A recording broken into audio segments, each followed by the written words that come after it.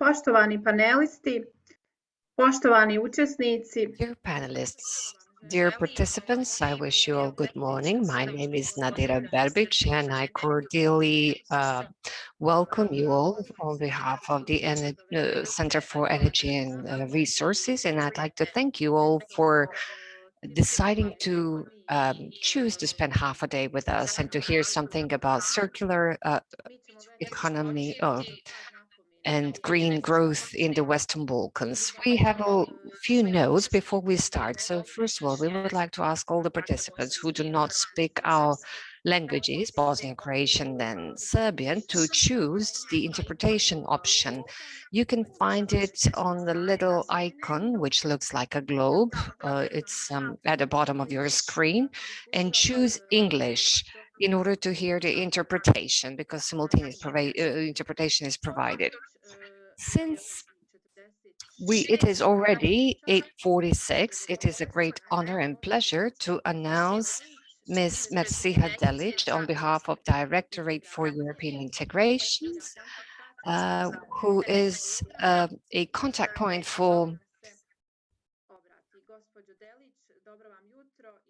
Inter-Energy project, and I'd like to actually thank her all and to welcome her to this event. First of all, I would like to thank you all for the invitation, and I'd like to use the opportunity to greet all other panelists and the participants of today's event. Given the short time that we have available for the presentation, I will just briefly reflect on the programs that Bosnia and Herzegovina is part to, with a focus on the Mediterranean program. Namely, Bosnia and Herzegovina takes part in the 6th Territorial Cooperation Program, and this program is met. We have joined this program back in 2008, and so far we have been part of the two budgetary cycles, 2007-2013. These are the budget period of the EU, 7-year long periods.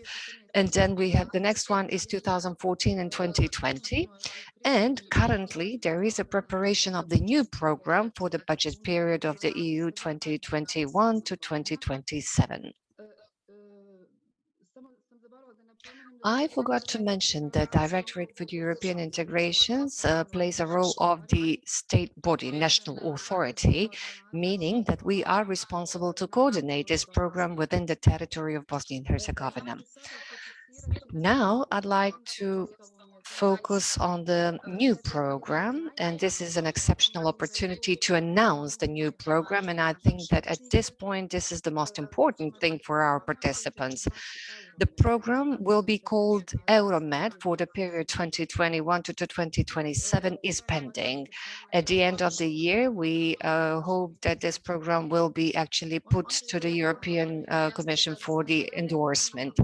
It's very important that we, in parallel, plan for the announcement of the first call at the end of the, or by the end of the year. It's only a plan, so there are no promises, but yet we are hoping that it will be announced. So the first call is planned to be announced very soon, which means that it is already the time for us to start to seek for the partners who will take part in the first call.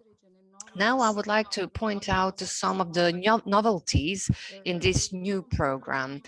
In the new program, we have 2 other countries that join, Bulgaria and North Macedonia, meaning that the territory is expanding. Also, we have another news.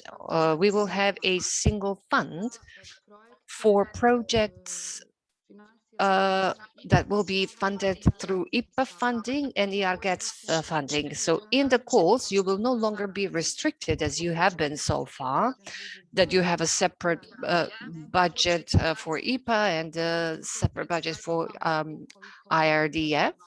So you would be able actually to draw as much funds that you need from a single fund, which is a great novelty. Another novelty is that the IPA partners will no longer have the right to advance payment, which they are accustomed to, but indeed they could have actually some preparation costs approved. So indeed, we are really trying to play the level field for our partners with those coming from the European Union. Also, VAT will be accepted, which means that this will also be the facility in administrative terms. So these are, for the time being, the most important takeaways, I would think. And these are excellent news, Ms. Mercy. I'd like to thank you for this, and we're looking forward to the new call. And I think that this was indeed very useful information for all our participants. So the time is up as for the time, but I'd like to thank you for joining us today. And I mean, it means a lot to us, and I hope that you will be able to stay with us and to be with us all the way through the end of the event. And I wish you a successful event today, of course. Today with us, we also have Mr. Senad Oprasic, who's actually the head of the division for the environmental protection with the Ministry of Foreign Trade and Economic Relations of Bosnia and Herzegovina. And it is a great pleasure for us to have you with us today. So please, the floor is yours. Thank you, Nadira, very much for giving me the opportunity to say a few words about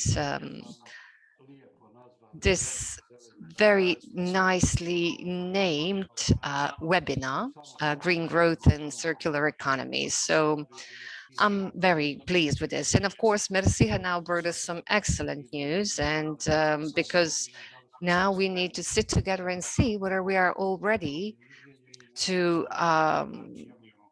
act as we should in these rather changed circumstances, and to see how we can actually really benefit from the projects that we could do together with the European Commission, but also on our own, depending on the priorities that we have planned for the for us, under the previous strategies and our action plans. But it is really a pleasure to address you all on behalf of the Ministry of Foreign Trade and Economic Relations. And introduction of this principle of the green growth and circular economy globally and in Bosnia and Herzegovina is not only the matter of the environmental protection, but also economic and social issue.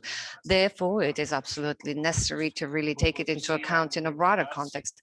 Signing of the declaration and accepting the declaration on the Green Deal or the Green Agenda for the Western Balkans, the countries of the region undertook to implement measures in 5 areas to work on the climate change, preventing pollution, development of the circular economy, development of biodiversity, sustainable agriculture. So this is why the European Commission has prepared, certain funding ranging from, billions here, really. So that's why we should really take this very seriously when it comes to using these funds. So of course, we are expecting synergy of all the participants, not only in this meeting, but also in real work, because we need to really define and prepare the projects to the much extent possible. So we need to prepare as many projects as possible to the sufficient level of maturity to really do the projects for the benefit of citizens and the environment in BIH. The COVID-19 pandemic has resulted to reduced capacities, and therefore this really had an adverse impact on the sustainable development goals, also, there is a huge potential, through the development of the new and innovative business models, which will take into account the policies and the standards of the environmental protection. And by shifting to the circular model of business, the companies will be using less raw materials for the same products, thus increasing the possibilities for the buyers and reducing the level of pollution. Transition towards circular economy and green growth could only be positive for both the organization and the whole society. enabling access to different and new markets, and also will yield better revenues for BIH. So bringing together the experts for resource efficiency and representatives of small and medium enterprises and relevant institutions and all other relevant stakeholders into development of circular economy, today's webinar is a step further in establishing this process in meeting the EU requirements, understanding, and recognizing the development opportunities in Bosnia and Herzegovina. I do believe that the project Green Growth, which really works as a community of pro-modular projects, will inspire decision makers and all relevant stakeholders to take key initiatives as a beginning of really launching this green growth and circular economy in Bosnia and Herzegovina. In the end, I'd like to say that it is very important that in the process of the circular economy, we also consider or discuss the problems that occur due to increased presence of waste when it comes to the protection gear, because nowadays we have everyone, not only medical staff, but citizens wearing face masks. And now we need to see how to address the issue of disposing of that in a context of the circular economy. So I wish you all successful work, and I wish you to draw some very good conclusions. Thank you very much, Mr. Oprasic. You're right. Synergy is one of the key words, and this is really something that brings us all together. And this is absolutely necessary for us to turn or that we go towards successful transition towards circular economy. So thank you very much for finding the time to be with us today. Now I would like to announce Mr. Mehmet Serud, Assistant Minister on behalf of the Federation Ministry of Environment. Good morning, Mr. Cero, and the floor is yours. Good morning. Thank you very much for inviting me, and I look forward to today's webinar. I'm really glad to be here with you to discuss this rather challenging and very interesting topic. We see some potential solutions for us here in Bosnia and Herzegovina. You all know that we are now working on the activities related to drafting the four-component environmental strategy, under which we have are really setting the path for the next 4 years. So we're working on 4 strategies, state level entities and Brčko district. So we are progressing quite well. So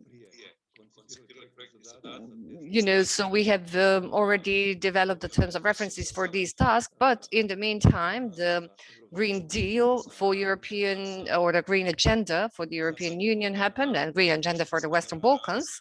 And actually, this, together with the declaration, is really the very core of this initiative. And this is something that is already incorporated in our terms of references. So of course, now we will have opportunity to maybe even more precisely define some of the things under the first pillar, such as decarbonization, which is the most challenging.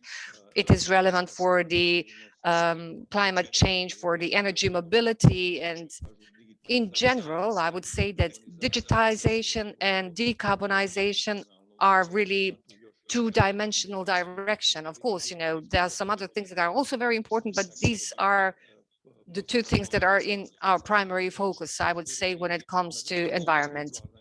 The second most important thing is actually circular economy and sustainable production and consumption. And the third pillar of the Green Agenda and all our strategic documents is the fight against pollution, air pollution, water pollution, soil pollution, and so on. So a particular challenge in all this occurs in the 4th pillar, when we are really going towards the green environment. For example, if we are talking about the protection of nature. So, and this really pertains to the sustainable production of food in rural areas, which in the context of environmental protection or natural area. And of course, we are now establishing some new protected areas, but also for the people, preserving people in their natural rural development, So this is really something that um, is very difficult to protect, and this really shows, this is something that is showed by all the assessments that we did.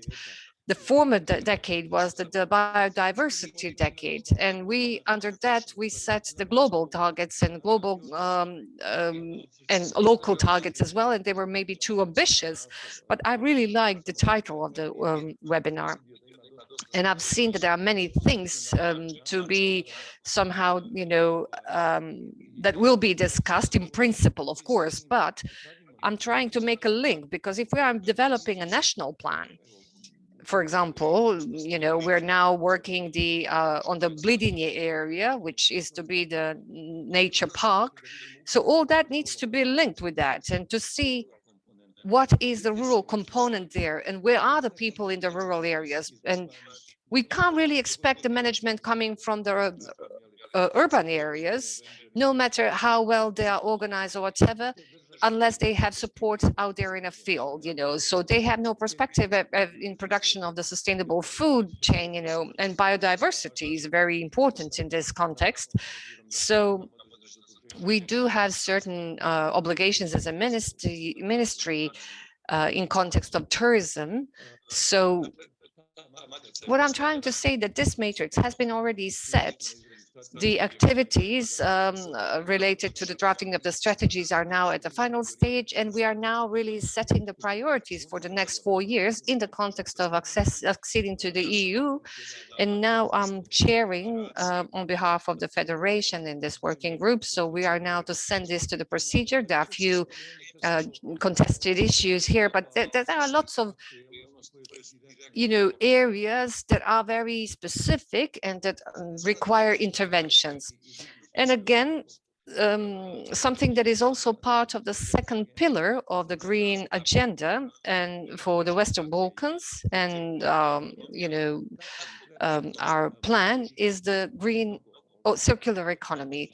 So green circular economy can be used in several areas. I mentioned decarbonization, and this is actually one of the top issues, not only for the energy industries and the steel factories that we have present here, and I would say that about 70% of our total energy outputs really come from these sources. So we have huge challenges. So in this context, decarbonization is the most important issue. But then we have cement production.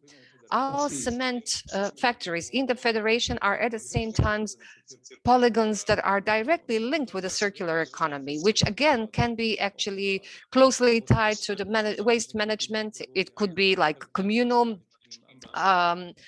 waste, or be it like electronic waste. So now we're getting really into the area of IRSF and IRDF actually, and then of course.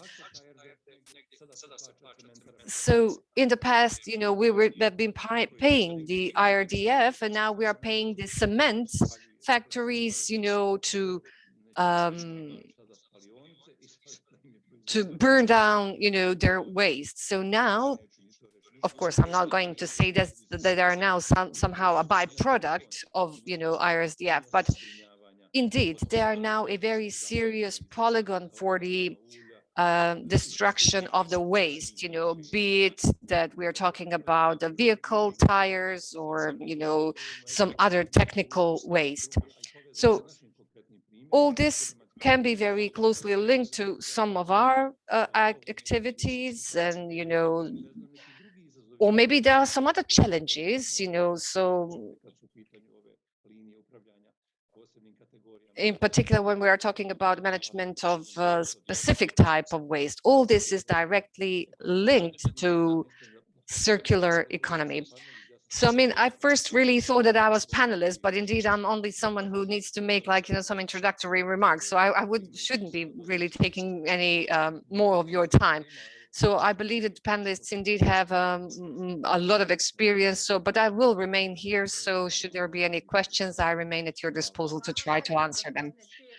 Thank you. Thank you very much, Mr. Zero. If you had more time, we would invite you to take part as a panelist. But we know that you're quite busy. But thank you. We appreciate your time, and I'd like to thank you, Ms. Delic and Mr. Oprasic, for beautiful introductory remarks and for sharing some very useful information. It means a lot for us really to have you today with us. Now, I'd like to suggest that we continue with our program. It is a great pleasure for me to announce Ladea Godina Koshir, who's actually executive manager of Circular Change, and she's also member of the European platform. So, Miss Ladea, good morning, welcome, and the floor is yours.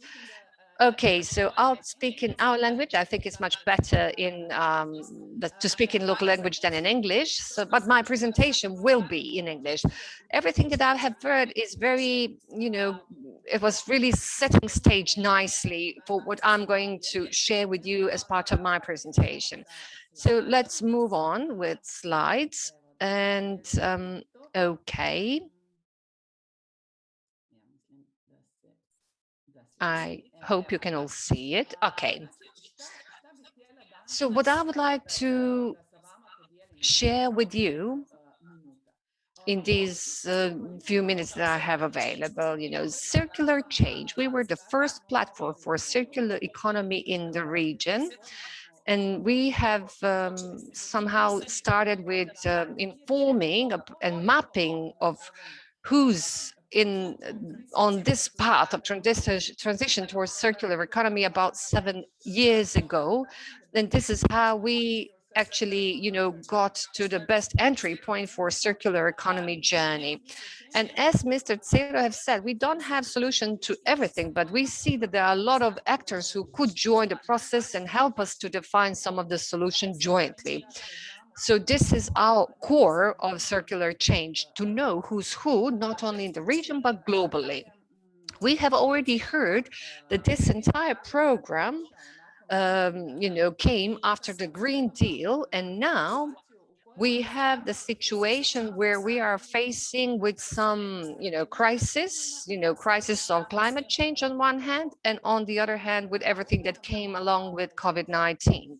So all this at the same time is an opportunity, really. It's a historical point, at least in the last 100 years, to focus on making this transition, which is actually called Build Back Better, but not back, but rather forward.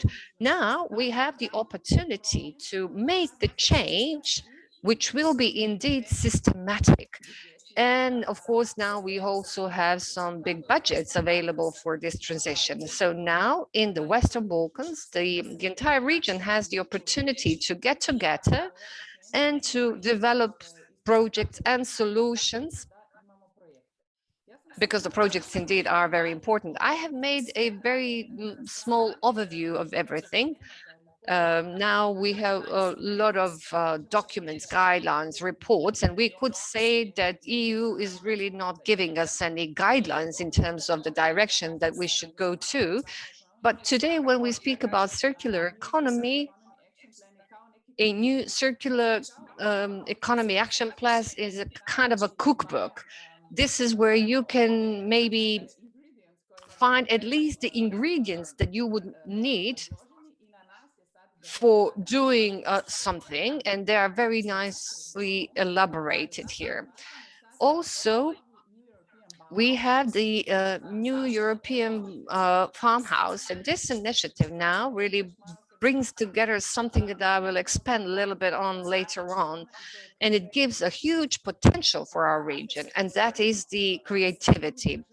If we really compare ourselves to some other countries which are far more advanced in terms of economy and business models, but in our region, we have a huge creative potential. Now we have the opportunity to really bring it into this transition. So I will just briefly go through something that I believe is very familiar to all of you. And this is a diagram really that shows that At the very end of this process, we get to the recycling and weight. But at the beginning of this model, we start with the design. And again, we could really speak as to how we are thinking of the processes. So when we are producing something, whether really we need something in order to develop something new.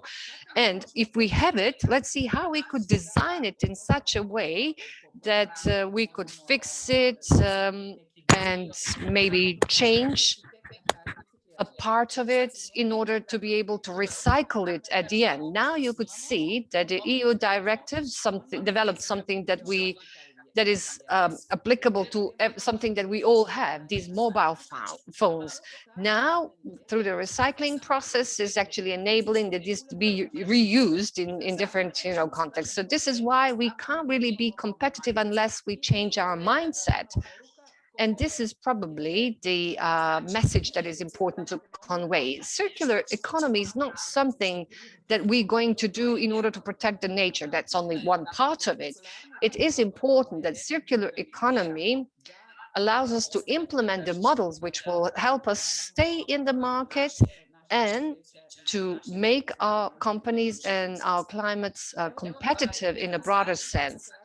Another slide, which I really like, and this is something that we developed as a part of the research that was done by Concetti House, including 500 major companies in Europe. So why am I using this? So this is something that is recognized as a necessity because this is something that reduces the risk of their businesses.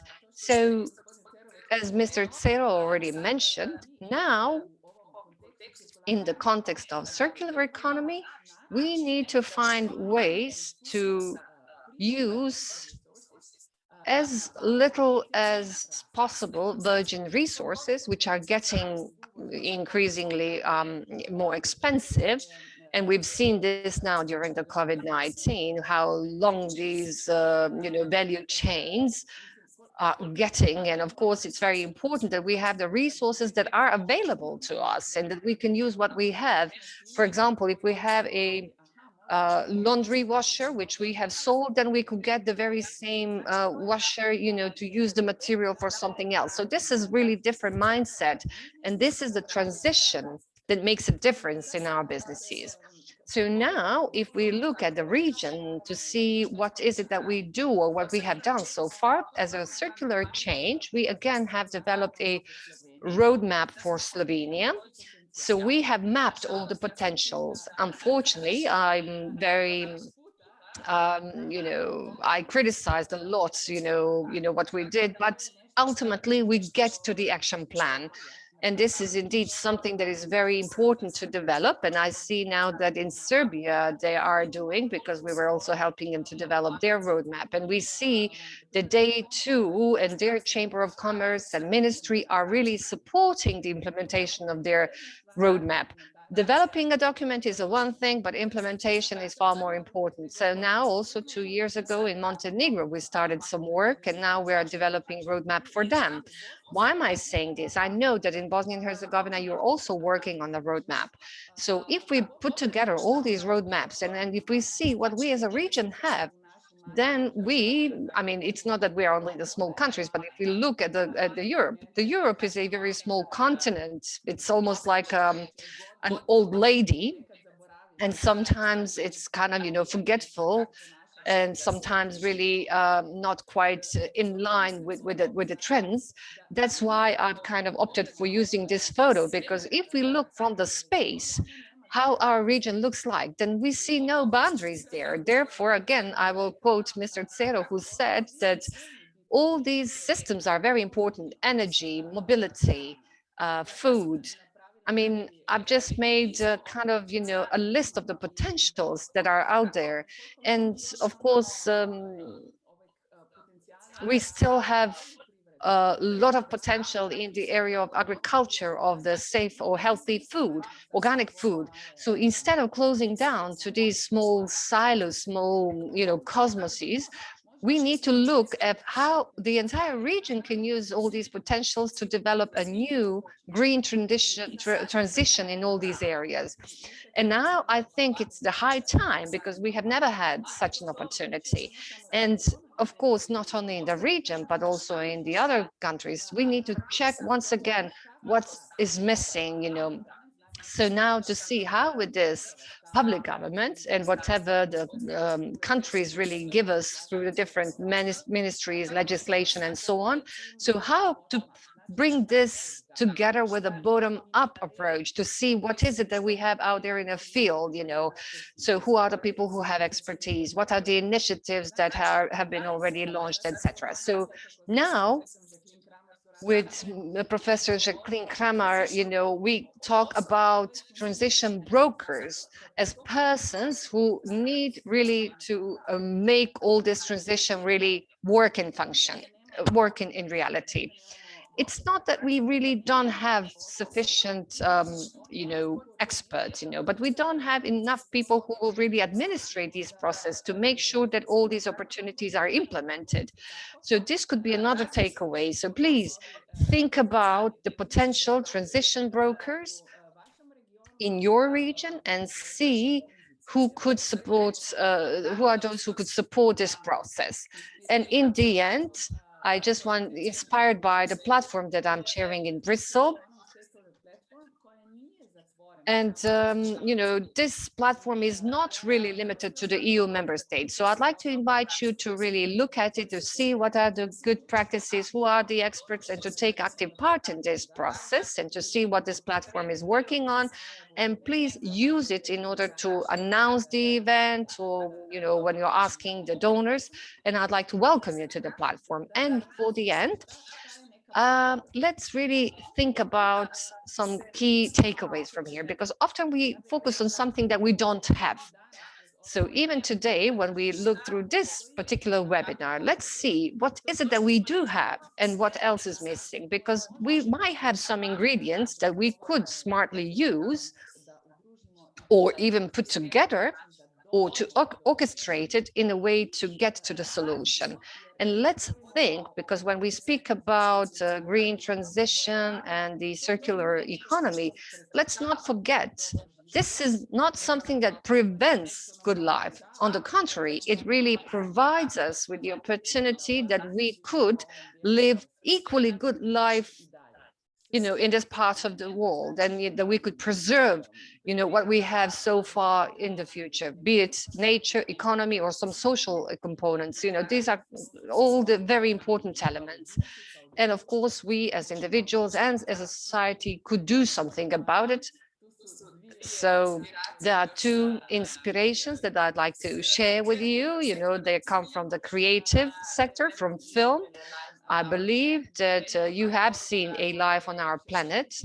There is a very optimist message, and there is also the 2036 Apocalypse Earth, which brings the opposite message. But I do feel and hope that we will have the knowledge and wisdom to really preserve our region and our planet. And in the end, one more quote, which really is in English, but it really speaks about not that we shouldn't be focused only of, really pulling people out of the river, but also it's important that we go upstream and find why the people are falling in, So I think that during this event, we will find many answers and prevent people from falling into the river. Thank you very much, Ms. Ledea, for this rather inspirational presentation. Thank you very much for joining us. And I know that you soon need to leave to attend another meeting, but I do hope that maybe you will stay for a few more minutes. So this was just the start that we needed, because today the idea was to primarily inspire our participants and to show them what has been done so far, and to somehow together we get to the point of understanding that we do have a lot of resources, but we just need to be smart in using them, and that we need to get together and to make a change that are good for all. Thank you very much. I will stay for a few more minutes, and if you put something in chat as a question, because I need to really attend another platform, which is also a very important topic, for our region. So I might share some of your questions or concerns, because I will stay for another 5 or 10 minutes. So, okay. As Ms. Ladea have said, please, all the participants, should you have any specific questions for Ms. Ladea or organizers or for the platform that she's presiding, please use chat and write your questions, and Ms. Ladea will try to answer them. Now I'm going to announce Professor Sandra Corte, who is the director of the Center for Cleaner Production in Bosnia. She has a PhD in technical science and more than 20 years of experience as a university professor, researcher, and consultant. Dear Professor, take the floor. Good morning to you, Nadira, and all the participants. As far as I can see, we had 109 participants, and I really would like to thank you for giving us opportunity to address this topic. It is necessary for us to keep talking about this in order for us to recognize the path towards the circular economy in the Balkans.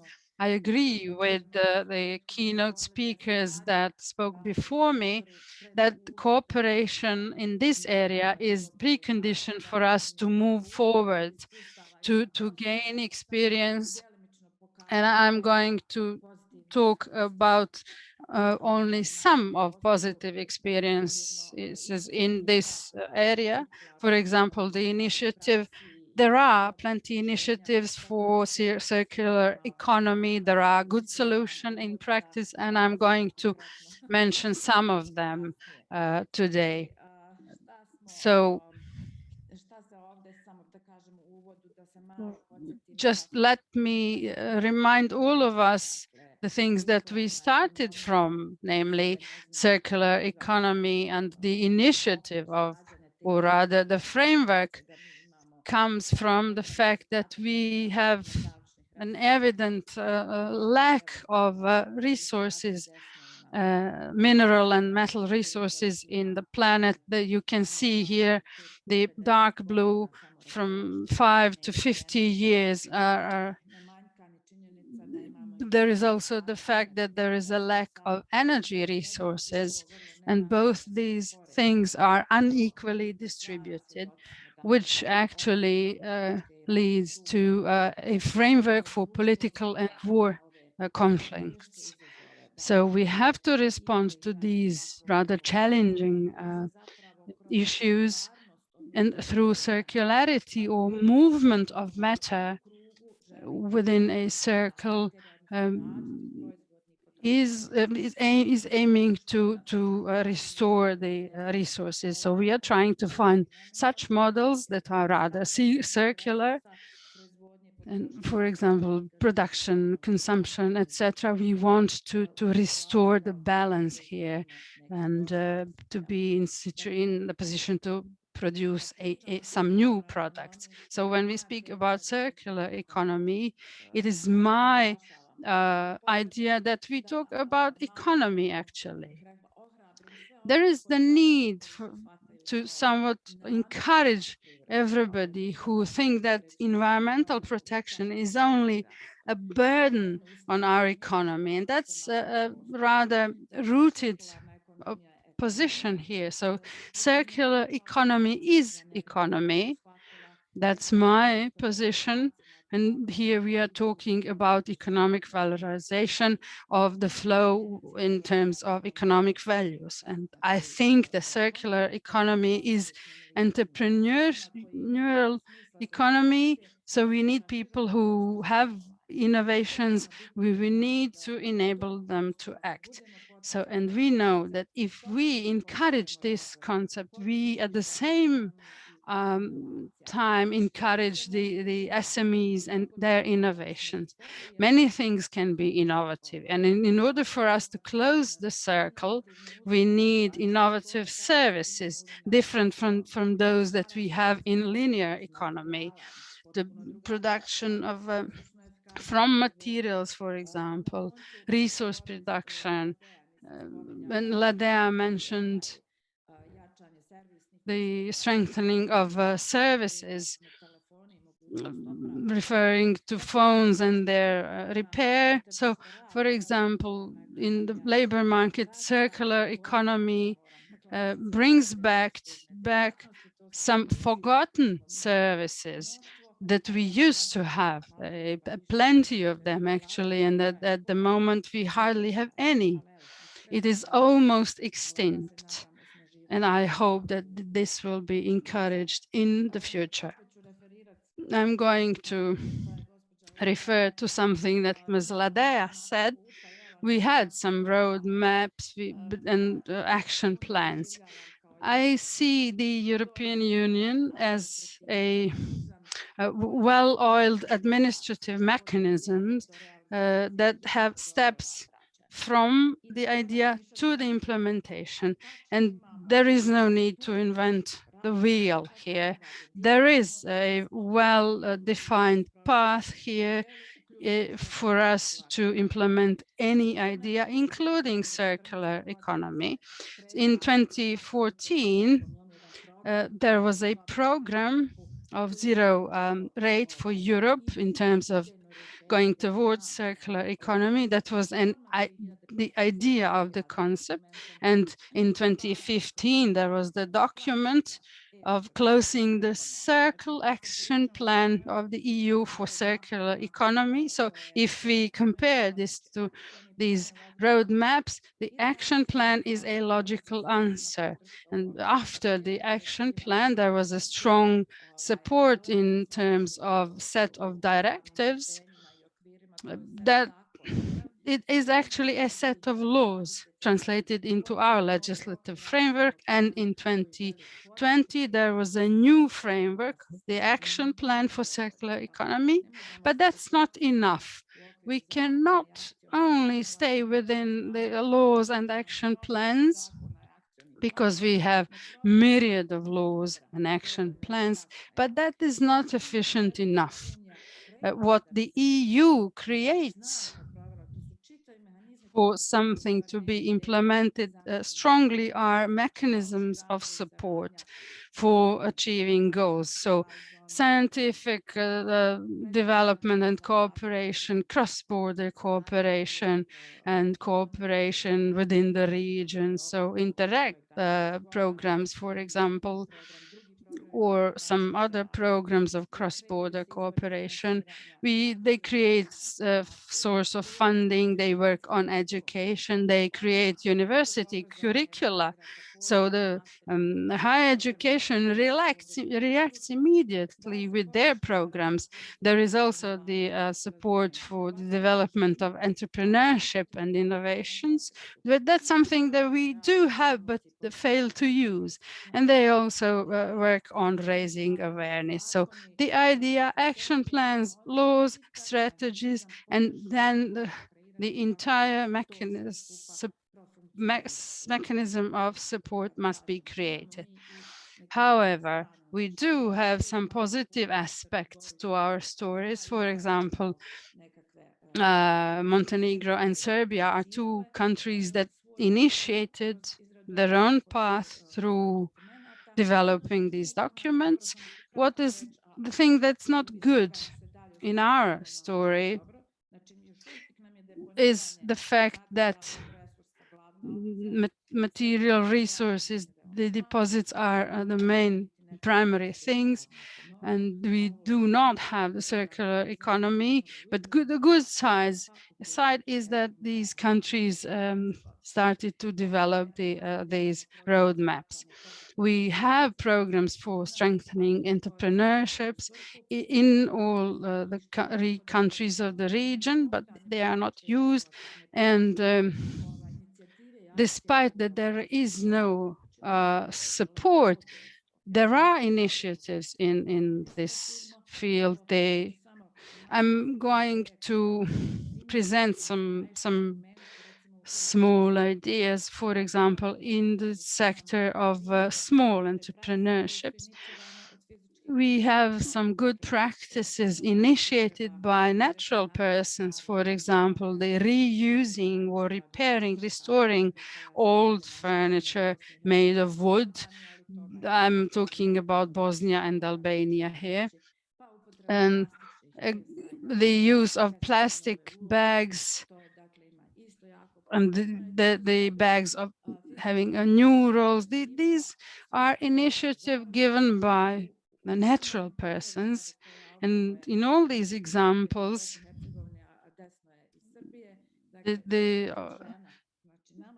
we have women who work on this. We have the programs for strengthening, empowering women, but we do not use them in the context of circular economy. But these are things that can strongly support and then launch this. So we have bottom-up initiatives. For example, the cooperation between Bosnia and Serbia, the project entitled Municipalities with Zero Waste.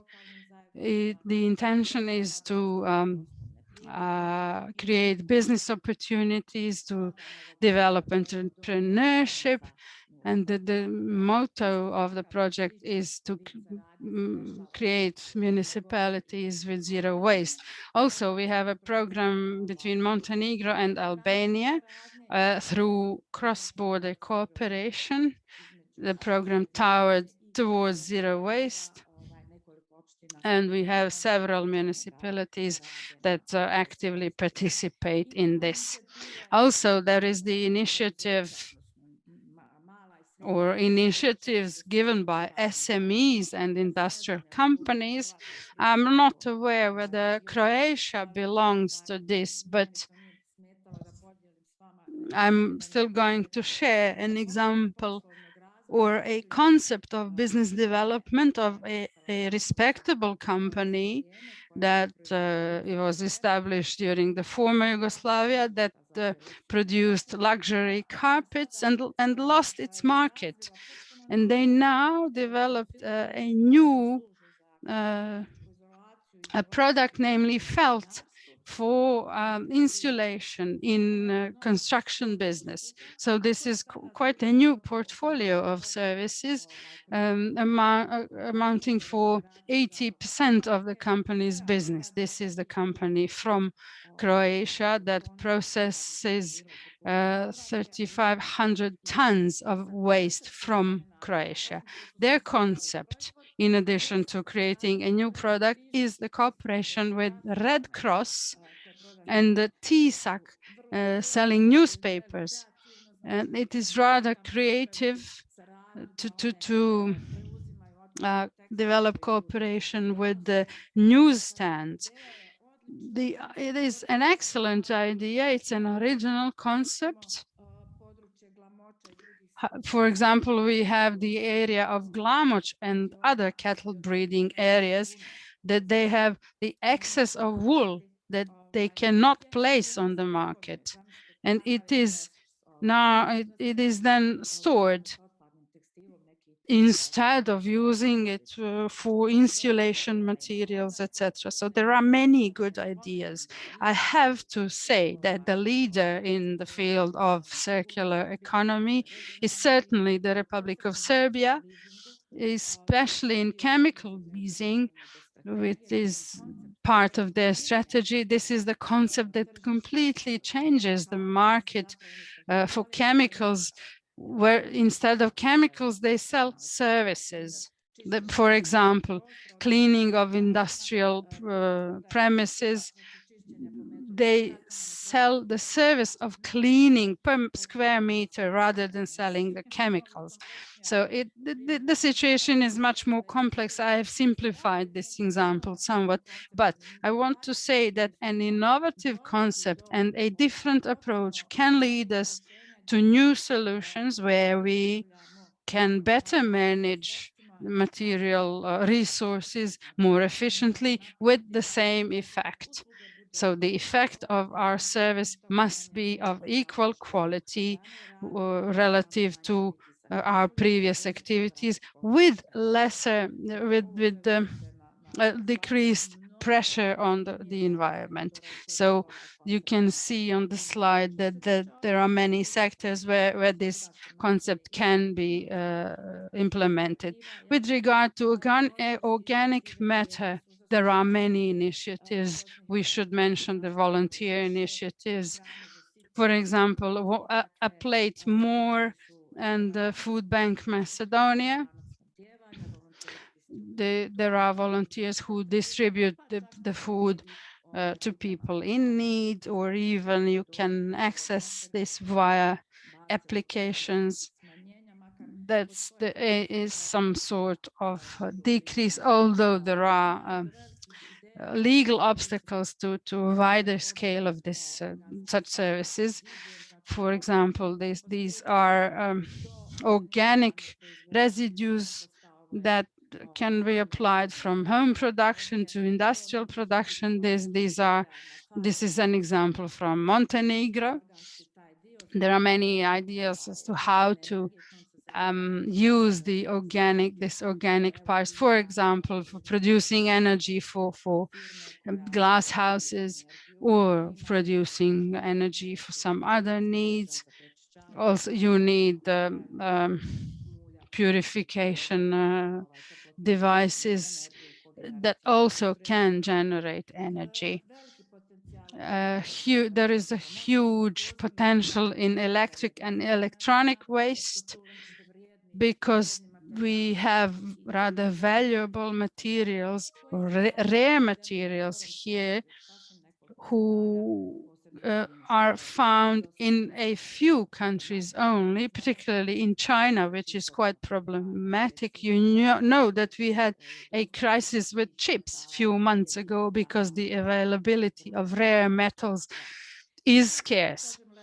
So this is a huge potential, and we have the schemes of extended responsibility. For example, there is an efficient system operator in Bosnia who acts through campaigns and collection points, but this story needs its end. Once we collect the electronic waste, we export it from Bosnia, but this story must have its end in Bosnia, and we need the company that will process this waste. Serbia is the leader in this area as well. For example, there is a company with 175 employees with 100 tons recycled electronic waste and 72 recycled products. So this circle must be closed. And when we develop such concept, we have to take this into account. Education and research is also very important. So what do we have here? We have plenty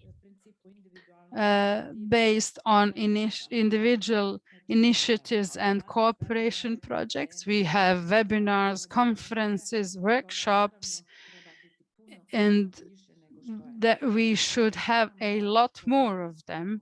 We also have activities in schools, in Bosnia, in Macedonia, Montenegro, Albania. Children are taught to use waste in order to create new products. These are some of their creations here on the slide through such programs. So every material resource that we seem not to need should be valorized and made into a new product. We also have some innovators here. Maja Halilovic, biodesigner, for example, who intends to create a new product. In her initial research, She focused on textile, but people like her are people who can give initiatives through relevant programs. Ladea mentioned it, and I'm going to talk about it. We need somebody to launch this. We need different institutions who will support this concept, commit to it, and see its implementation. We have good examples here, for example, chambers of commerce, or for example, Chamber of Commerce from Republika Srpska that has the Academy for Circular Economy, focusing on small, medium, and large enterprises. These chambers should recognize their role in implementing this. So national centers for clean production as well, and we have them in all the countries in the region. They are powerful initiators. We have business incubators in the region. They have to recognize their role. We also have technological parks that can support innovators, for example. And finally, we have development agencies, agency for the development of business. We have business forums that mainly focus on investments into constructing buildings, and to a lesser extent about investing in such initiatives as these. So this would be it. Thank you for your attention. This, in addition to legal framework and policies, there are a number of fields that have certain initiatives, and we only need to recognize the key stakeholders and make a joint framework in order to improve the situation in this field. So I'm at your disposal for any questions. Thank you, Professor. It was very interesting presentation. I enjoyed listening to it. You gave us very good examples from the Balkans, and it gives us hope that we can also make such important steps towards our joint goal. We are a bit behind the schedule, but for good purpose, though. We will probably be a few minutes late, but it's worth it because we have good examples and messages here. I'm going to share presentation now, and I will briefly remind all of us what's the reason that we are all here today. Namely, it's the Green Growth Community, the Center for Energy, Environment and Resources. That's one of the project partners. We are talking about a horizontal project implemented into Inter-Mediterranean cooperation program, and Green Growth is a thematic community promoting green and circular economy in the Mediterranean area. They improve intersectoral innovative practices through integrated approach, and at the same time it is based on transnational cooperation. The Green Growth Community consists of 14 modular projects with 165 partners from 13 countries. The framework budget for the entire community is 30 million euros approximately. As I've said, it has 14 modular projects, and we will have the honor to listen to hear something about the solutions that resulted in implementation of 7 modular projects: Embrace, Aristotle, FinMed, Cray Innovation, Rain Waste, and Real Life Waste. So what the Green Growth Community is actually doing and how it actually supports these modular projects. we actually offer support in promoting results, and we link all the interested parties, and we actually ensure that these results are implied in other areas and with other interested parties as well. The main topics that Green Growth Community is focused on are actually agri-food sector, eco-innovation, smart cities, waste management, and funding green growth. And today we are going to listen about the solution in agri-food sector primarily, and the waste management, eco-innovation, and then we will end up with funding green growth. What's important to say is that in 2019, we were marked as the Union for Mediterranean, which only confirms the potential of our community in terms of improvement towards a green and circular economy, and the potential for ensuring specific benefits for citizens of the Mediterranean area.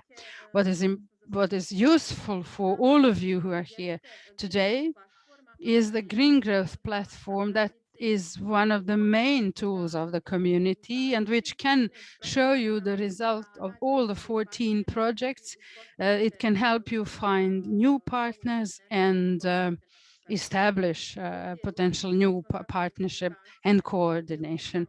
We will share all the presentations with you after the webinar, and I'll put all of them in the chat box. It should also be said that after the webinar, you should see the results of our community in stage 1, results in terms of public policies, namely technical reports, recommendations for public policies, legal recommendations, and the med book for green development. These are very useful publications that are concise, precise, and efficient in explaining the key information in the field of circular economy. You can find very useful guidelines here if you want to move from linear to circular economy. And it's also good to mention something that we did this year. These 2 publications, the project results catalog and the catalog of knowledge with regard to these projects. And I invite you to go to the page of Green Growth Community and look at this result, the publications and results. All of them are rather concise, brief, they are rather short, and you can easily find the information you are looking for. And finally, I would like to invite you to join us on social networks and to apply to follow the activities twice a year.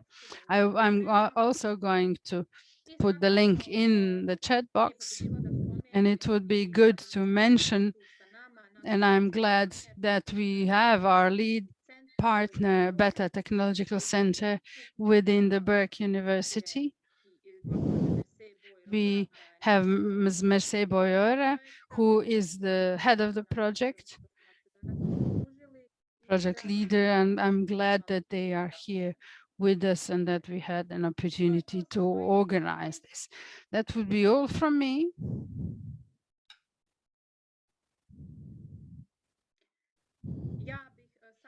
And I would like to invite Ms. Irena Felic now to address us. Good morning, Nadira, and good morning, everybody. I would like to thank you for giving us an opportunity to participate in the webinar. And I am from the development agency of the Unasana Canton, and I'm going to present the project that we implemented, the Embrace project. I'm going to share my presentation with you now.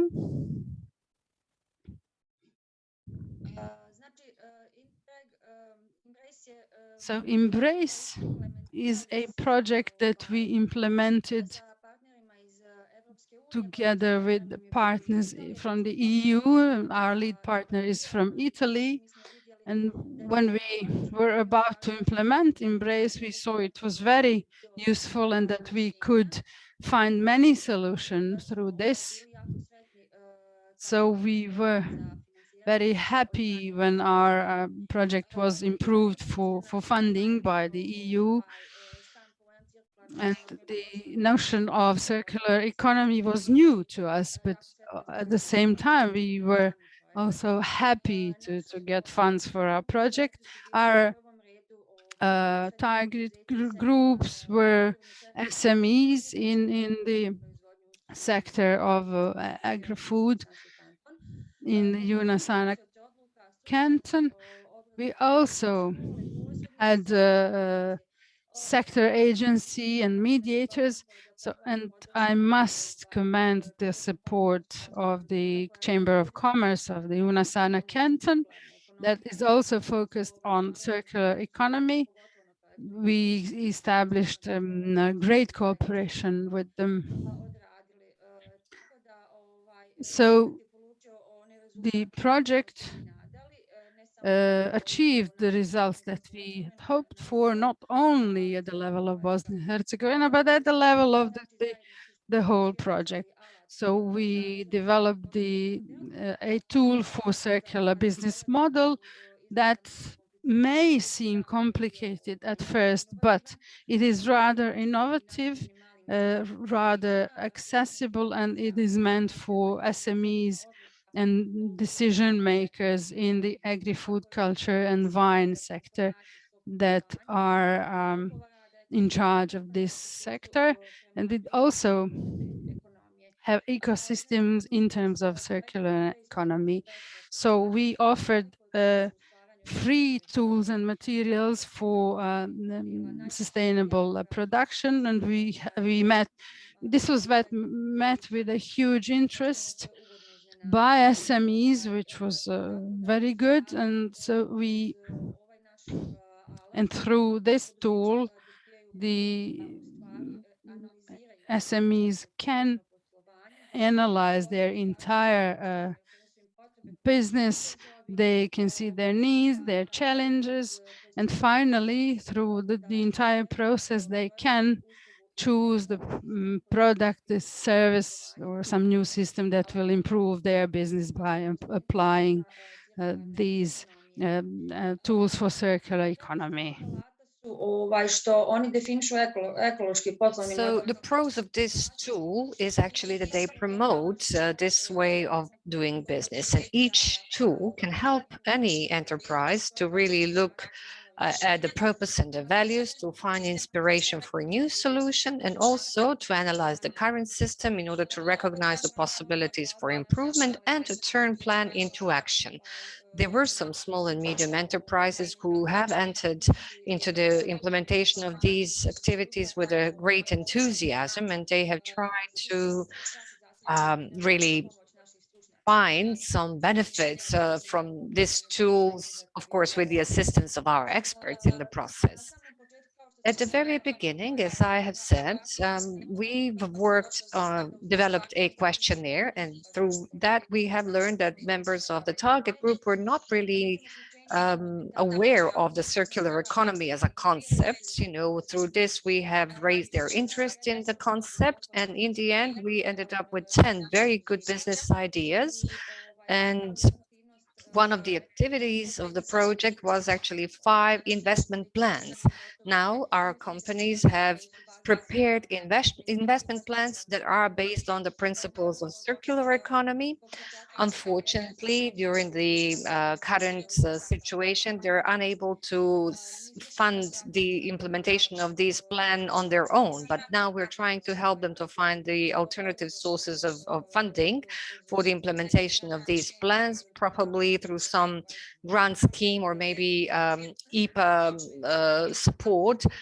They would be able to maybe find the way to implement their business plans. As for the results of our projects, they are indeed applicable to all sectors, not only agriculture. So the tools have been developed based on the existing expertise, and the tools as such, in terms of their implementability, have been rated as very good. The tools have been adjusted and we also, or readjusted, and we also developed some new tools. All our information can be found on the Embrace platform, and there are no any restrictions in terms of the access to data. As for the challenges, currently the tool is available only in English. I wouldn't say that this is too big of an obstacle based on the current experience that we had with representatives of the public sector or the entire private sector. So this might be actually one of the challenge, but something that can be easily overcome.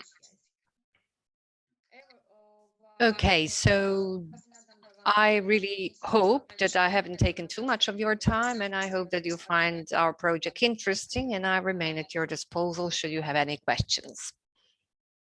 Thank you.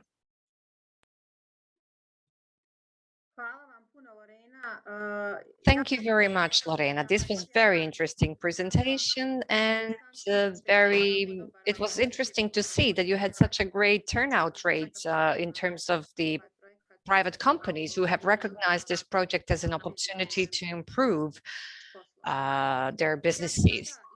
Now I'd like to use the opportunity to announce Mr. Nicola Colonna, who comes from an Italian national agency for new technologies, energy, and sustainable economic development. Nicola, the floor is yours. Thank you, Nadira. Thank you for the invitation, because this gives us the opportunity to share our experience in the PEFMEP projects. So I would like to thank you and to all the participants to be here, and I hope that this could be useful. Also because we had a couple of days ago the news that our project will continue in a capitalization project specifically addressed to the Balkans region. So we are very happy to be here. Thank you. I am going to share my presentation. Just a moment.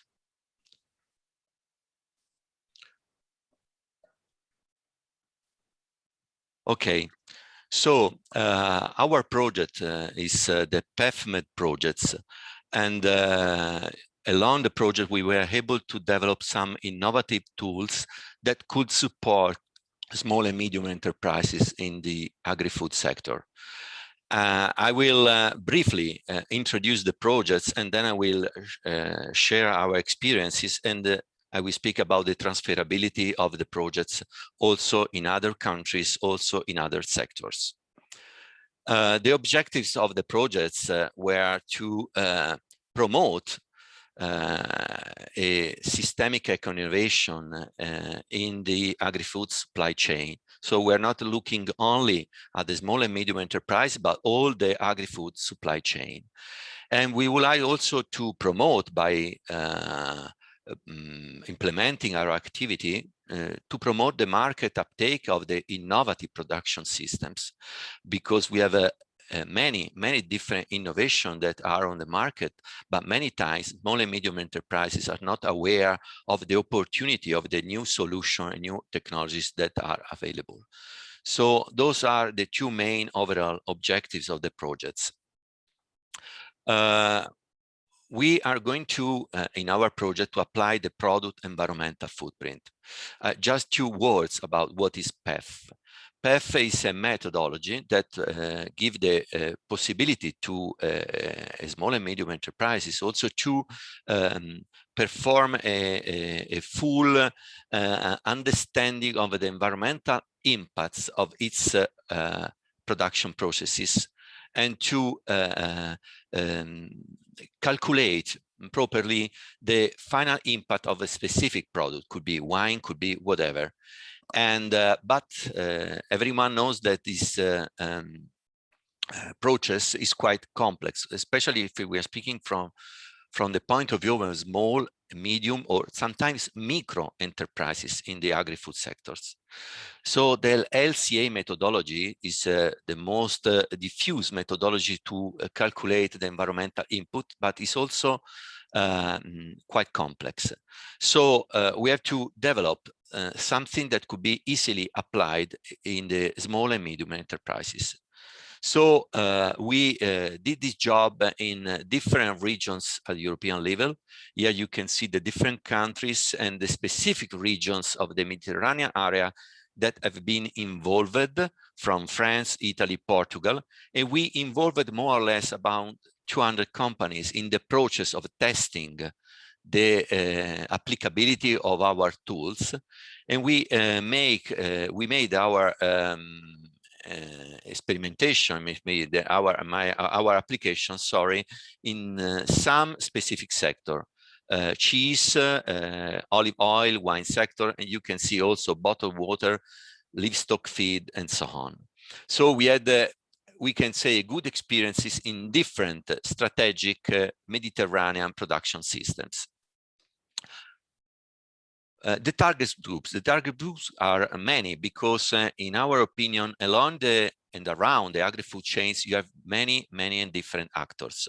Not only the producers, transformers, retailers, and consumers, but you have to think that you have many experts, in environmental experts, in the business analysts. You have also many public agencies at national level that are interested in the application of PEF methodology to the products of the Mediterranean area. So potentially there are many different targets group, also if our main targets were the entrepreneurs that are driving, leading some small and medium enterprises at the European level. What we did, we tried to develop some easy to use tools that can help a small and medium enterprise to apply the PEF methodology, but also what we call a method where we put together the PEF methodology together with another methodology that gives the opportunity to the entrepreneurs to understand also other impacts that are not in some way foreseen or included in LCA methodology. And more, the last step of our method was also to help the enterprises to identify what kind of eco-innovative solution could be applied in their specific productive sectors. The first tool we developed was the so-called innovative product environmental footprint tool that has been designed initially only for 3 specific sectors: olive oil, packaged water, and wine. The tool allows a simplified qualitative and quantitative assessment. What are the main issues for a small and medium enterprise? That is not an easy job to properly apply the LCA methodology. They need experts, they need some specific experts that could help them to monitor, to collect data, and then to make the proper application of the LCA methodology. That is very complex and in time also, and it's quite costly. So they have to, could be helped by using an easy-to-use tool that has been produced with a normal worksheet that is Excel, where they can perform the qualitative assessment, the quantitative one, and also to identify their values in terms of impacts and to make a kind of comparison with the benchmarks of the sector. And this is quite easy to use tool that help also small and medium enterprise to apply the PEF methodology. The second step is another tool that is what we call economic and social key performance indicators. Because what is important for us is that we do not have only to identify the impacts in terms of environmental impacts of the specific products, but we also to understand how much is the social and economic impacts of your activity, the production cycle, all over the territory. So to put together the environmental side with the social and economic side. And here you can find also the link to our socioeconomic indicator tool and guide, where you can find more information that right now I have no the time to explain better. What more? The results could be useful for the entrepreneurs that are driving the small and medium enterprises, because they can, by applying this tool, they can also track progress of what they are doing in the process of decreasing their environmental inputs, or increasing their energy efficiency, or increasing their resource efficiency use. So the tools are free and available and can be used by everyone. Actually, they are only in English languages, but in the near future, we are going maybe to translate some of them in the new projects we are developing. What more? You can find all the information about the projects on the website of the previous PEFMED projects, and soon there will be also the new project website. So you can follow and see all the documents, but also the interview of the entrepreneurs that we involved, that provide us what was their experience to think differently. Because to apply these project tools, really you have, first of all, to change your mind, attitude to what is your everyday job in your small and medium enterprises. What is the transfer potential? In our opinion, in my opinion, the transfer potential is very high, because more or less all the small and medium enterprise have the common issues, common problems. Maybe that some of our application could be adapted to other countries or to other productive sector, but in our opinion, they are quite easy to use, and they are not so specific that cannot be transferred to another productive system or to another social and economic context. Here you can find some more information, but the message is you can easily transfer the tools and the project experience to other countries, other sector, productive agri-food sector. The project replicability, we did the job to address the main relevant issues that are so generic, that are everywhere the same.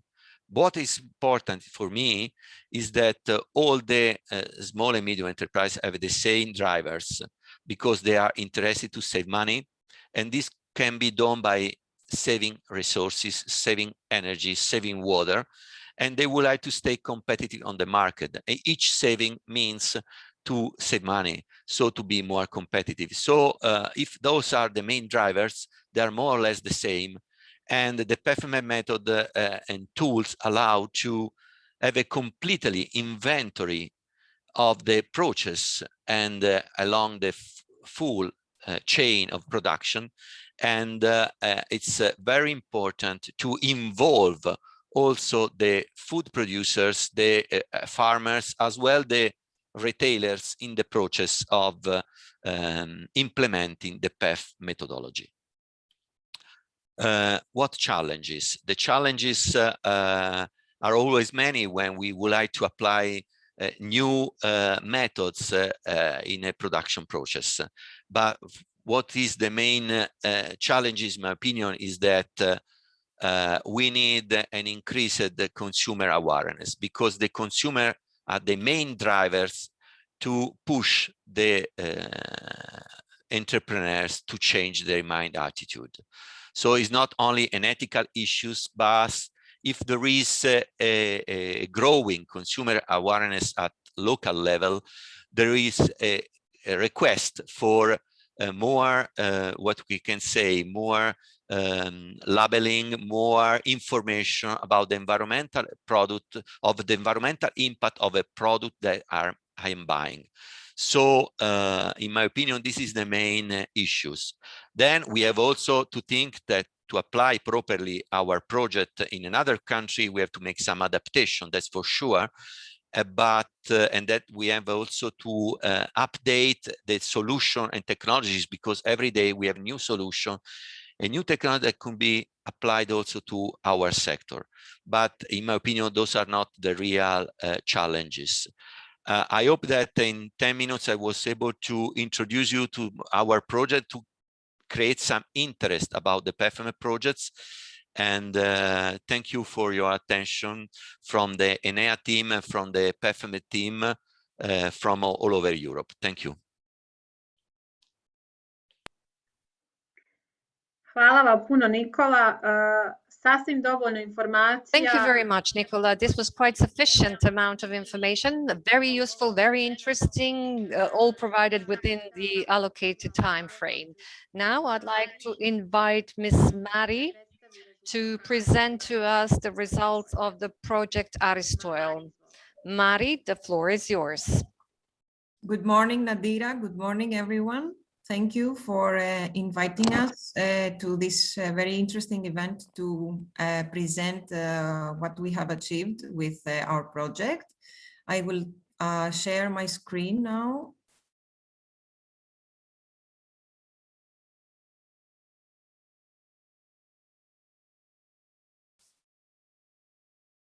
Okay.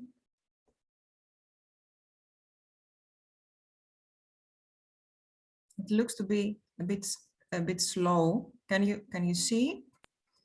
Okay. Sada je dobro. Thank you.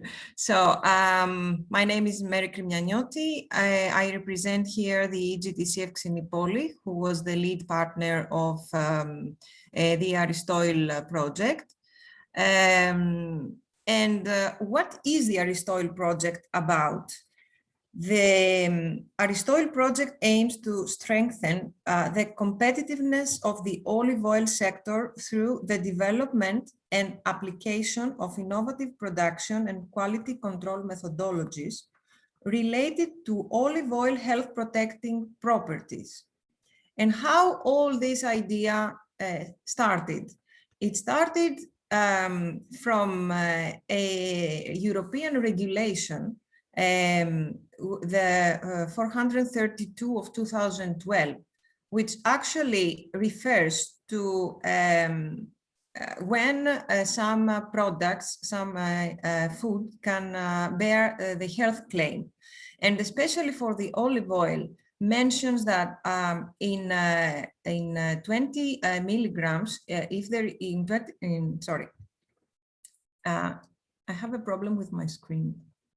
Oh, okay, so the health claim states that in olive oil, in 200, in 1 kilo of olive oil, if there is 200 grams of polyphenols, then this product can bear a health claim. It can be consumed as a health protective product. The challenge here was that we needed to transfer this information to the producer in order to be able to produce this kind of olive oil, because not all of them were aware of the existence of this regulation. So we needed first to transfer this information to the producer, provide them with some... Mari, I apologize. Is everything okay with the presentation? Do you still have any issues? No, I think it's okay. Can you see that? Can you see the presentation? Yes, yes, we can see it. Okay, okay. Good, good. If you need any help, just let us know. No, it's okay. So the challenge was to examine the agronomic factors affecting the phenolic content in the extra virgin olive oil and transfer this information to the producers, and also provide them with some tools to help them produce this kind of olive oil, and support them also in some cases to reposition their product in the market. But in the chain of stakeholders, we needed to inform also public authorities, small, medium enterprises, olive millers, we tried to inform the whole chain of the stakeholders. And what we tried to achieve, 5 countries participated to the project, and we managed to organize 72 trainings with 3,000 producers, all approximately, to take part in these trainings. And in order to conclude to the agronomic factors I told you before that affect the phenolic content in the olive oil, an analysis of 5,000 olive oil samples took place from all the participating countries of the Mediterranean. So these results from the analysis and the investigation of the agronomic factors were included in a guide for production and quality control of olive oil that you can find in our website. This is a guide for the producer. It's a simplified information that comes from the research done by the 3 universities in the project. It was the University of Cordoba, the University of Split in Croatia, and the University of Athens. So this was also the base of the information provided to the trainings that took place. What else we did? There was an issue here about the analysis, the methods of chemical analysis that the 3 universities used in order to extract their conclusions about the phenolic content. So the challenge here was to have these 3 universities align their methods. And we did that in the project. They concluded to an aligned methodology, and this aligned methodology helped the partnership to produce a device which is called aristometro. It's the one that you can see in the picture, the black one with the tablet in the front. This is something very important for the project because it is portable. It is a device that can be given to the olive millers, or even can be purchased by the producers in the future, if it goes to the market. And the producers can test the phenolic content of their olive oil in the field.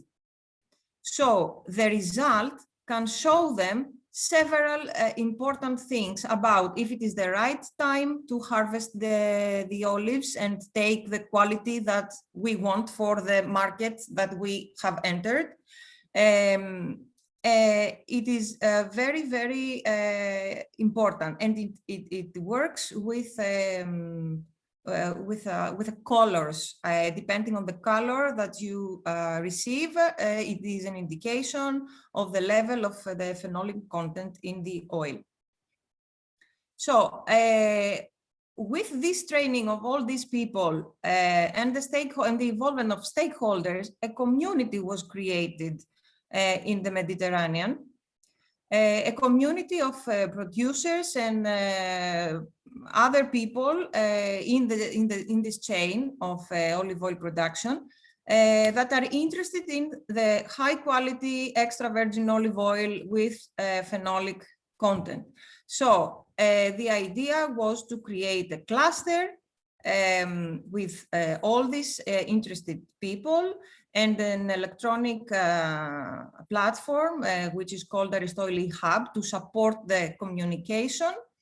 And what is now the goals of this cluster? The goal is to further promote the guidelines to the producers on how to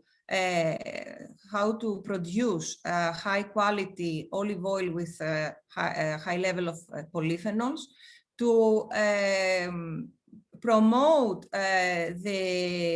to make this kind of olive oil, this new product actually known to the market, to the consumers, and make them aware about the health benefits they can receive from this. And in the future, to end up probably with a label and a standardized procedure on how to handle this kind of product.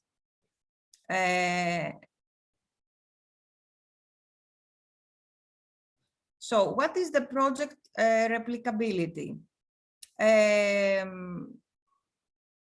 The main thing that we can replicate is the guidelines, the certification guidelines, the way that the laboratories should work in order to conclude to the same analysis results. And also the guidelines for the producers.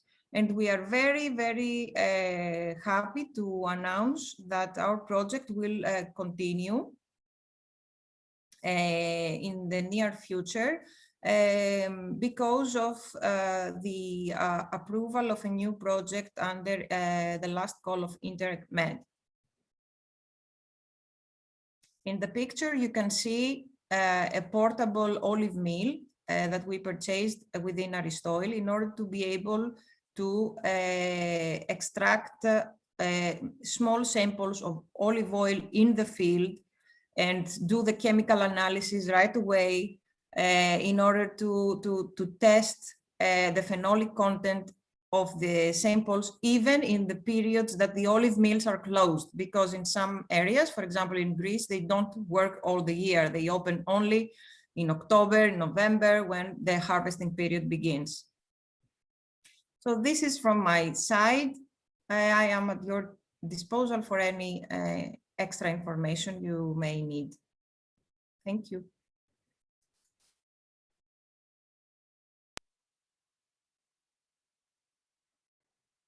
Hvala puno, Mari, da u okviru... Thank you very much, Mary. Yes, you have stayed within the assigned time. Thank you very much for joining us today, and thank you very much for your time that you have aligned to this. So all these modular projects are very interesting, but I have to say that because of my professional background, Aristotle is really among the most interesting ones, so I hope that the others won't mind. But it's very beautiful, everything that you've done, and it is a rather popular topic, very attractive and very useful to all producers.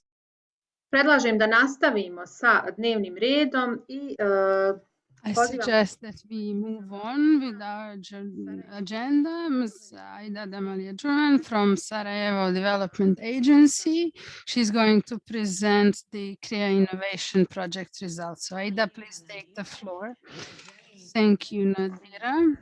I would like to warmly greet all the participants on behalf of the Sarajevo Development Agency, and on my own behalf.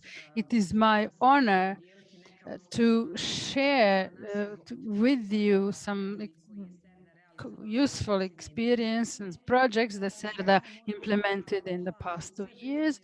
And I must commend all the previous speakers, and I have no doubt that all the following speakers will be very interesting, and it's very important to talk about success stories from which we can learn a lot, regardless of our country and or our degree of development. So the EU projects can give you the best, what's best for you in terms of your capacities, new methods, methodologies, and operational procedures. And one of the projects that I'm going to present is related to, it's entitled CREA Innovation, and it is focused on new innovative methodologies and tools that can lead to innovative processes in companies.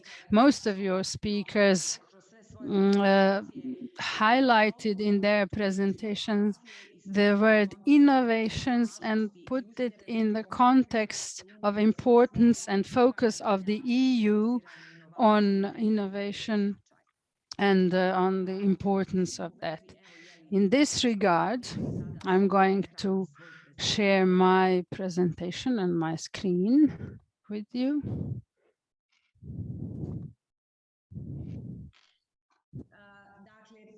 So, CREA Innovation Project is focused on creating sustainable innovation in small and medium size enterprises using creative methods and processes.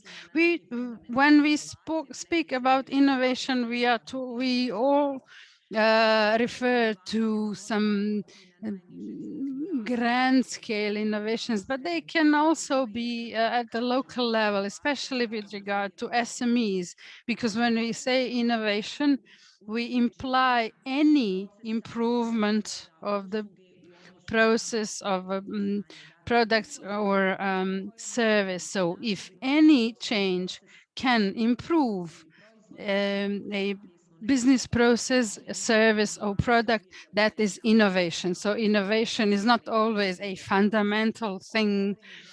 And then I'm saying this because we cannot speak in the same way about innovations in Bosnia, in Ireland, in Germany, but we can speak about implementation of these innovations and their establishment in the market in the way that is accessible and that fits the purpose.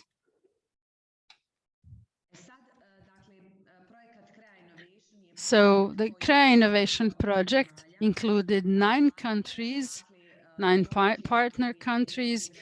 The main partner was the Chamber of Commerce from Viterbo in Italy. We also had partners from Portugal, Greece, Spain, Slovenia, Croatia, France, Bosnia. And the structure was rather diverse, from university representatives, research centers representatives, to agencies and chambers of commerce. So this diversity provided us a balance between research concepts on the one hand and implementation of the research results on the other, on implementation and focus on the SMEs. That's one of the main groups that we treated. However, they were not the only target group. The project also treated organizations for business support, high education institutions, sectoral agencies, local and regional decision makers, national authorities, and that we tried to gather the input and feedback from all these interested parties and put them in the function of developing the capacities of SMEs. I must say that a particular importance of this project was the inclusion of young people, because part of our activities was related to organizing workshops for SMEs, and it was done together with the Faculty of Economics of the Sarajevo universities. One of the activities was workshops with SME representatives in order to generate new ideas that could be implemented in the following period, and that were based on innovative processes and innovative methods. Each workshop was attended by students. So on the one hand, we had representatives of managerial staff of companies, but on the other hand, we also had consultants, but also students who were not pressured in any way and who had fresh ideas and introduced certain freshness to the whole thing. So we reached rather constructive conclusions due to these fresh ideas. So these were students who had no idea about these companies and their business. So we created an action plan together with companies, which proved to be a good model for young people who had fresh ideas and who could contribute to developing the concept of implementing innovation in local communities. Since we are short of time, I'm going to focus only on some results of the projects. It lasted for 20 months and we did quite a lot within the projects, but I'm going to focus on some results. As the title of the webinar is specifically only, let's get specific, I'm going to focus on specific results that can be applied in all the companies, but also NGOs and governmental sector that is willing to see what's the potential for them. So one of the results was to create a manual. It is a single document that partners did together with the help of consultants for creativity and innovations. And this document describes all the prerequisites for creating and establishing creative laboratories. So these are laboratories that should have certain preconditions, functional, spatial, equipment, resources, both human and material, and that would organize creative workshops that would use new innovative methods in generating innovative processes within companies themselves. So this manual or handbook is also the basis. We have begun negotiations with the Sarajevo canton to establish such a creative laboratory in Sarajevo, which would support innovations for SMEs. So this is an added value, actually, and I hope it will be implemented. But also we might have some pilot action to show how such laboratories can be established anywhere in Bosnia and Herzegovina, even within some research centers or development agencies, in order to serve the economy and all other interested parties. In addition to the handbook that is focused on creative workshops within the project, we'd also developed a model, CISET, that is used to assess the viability of your innovative processes and ideas. And it is focused on the sustainability in 3 segments: economic sustainability, then social and ecological sustainability, since we are talking about the green concepts that would have positive consequences on the environment and the green sector. I'm going to show you practically what this tool is. This is a publicly available tool. All of you who are interested can use it, and I guess you will receive all these materials after the webinar. It is rather simple and it answers to a set of questions, and you can actually arrive at an assessment of sustainability. So how did we actually use this tool? We organized workshops, 4 workshops for SMEs. Later on, we had some transnational ones, but at first we had 4 workshops for 4 companies. We had representatives of the managerial staff, and consultants and students. We presented the CISET tool at the beginning. So we had a questionnaire as well, so that we could assess the idea without any pressure. And after the workshop and after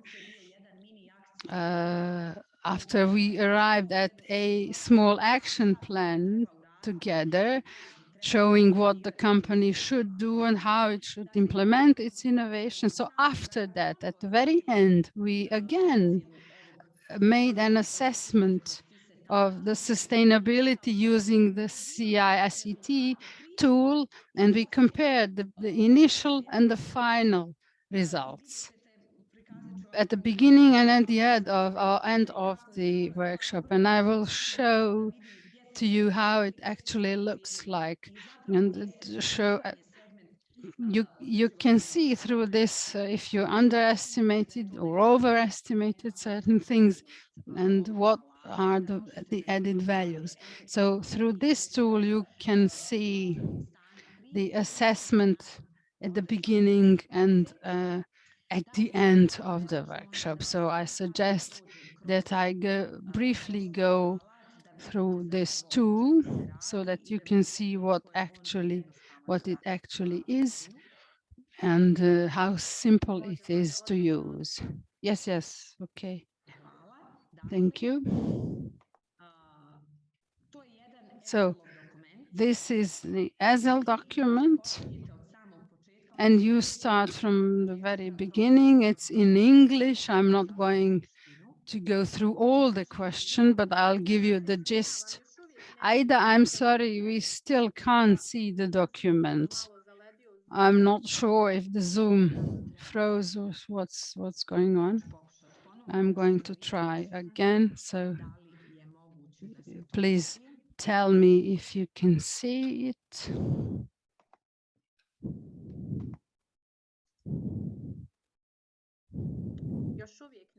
We still can't see the document. You should go to the Excel form window. Yes, that's what I did, but it can't seem to work. I'm going to try it again.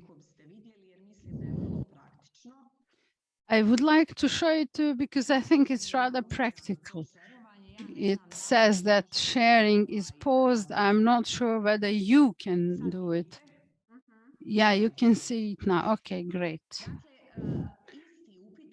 So the same questionnaire is done prior to the workshop and after the workshop. You had 4 main, or rather 6 sets of questions. The first sheet offers questions related to assessing your current situation, and the aim is to see if there are any capacities for implementation of innovations. And each question has 6 main options in each individual field where you can answer. You can say whether you agree fully or not with the statement, and after you answer all the questions, you end up with an average assessment of sustainability. A second step is to assess the innovation itself, your innovative idea, by answering to questions, and here you have 6 possible answers where you choose the option that you feel is the most adequate for your situation. The following 3 sheets are related to assessing sustainability of your idea in terms socially, environmentally, and finally, financially. When you answer all these questions, in the final sheet, you get a summary or a set of your results, assessed results, with your average results, stating what are your good points, weak points, etc. What the room for improvement, etc. So in a specific case, it may happen that you underestimated or overestimated something. So I'm not going to open the same sheet. The point is that you compare the results that you get. So I'm going to go back to my previous presentation. I hope there will be no technical problems here. I hope so too. It was good. We have to rely on technology, but it serves us. It has served us so far.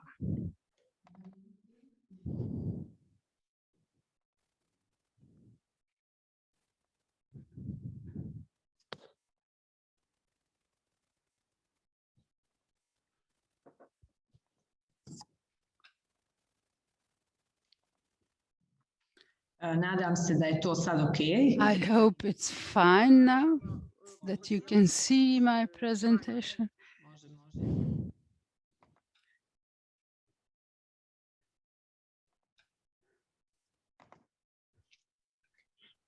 Dakle, suština je u sljedećem. So the point is the following. Once you do the sustainability assessment before and after, you compare these results. It may happen that you overestimate or underestimate certain things.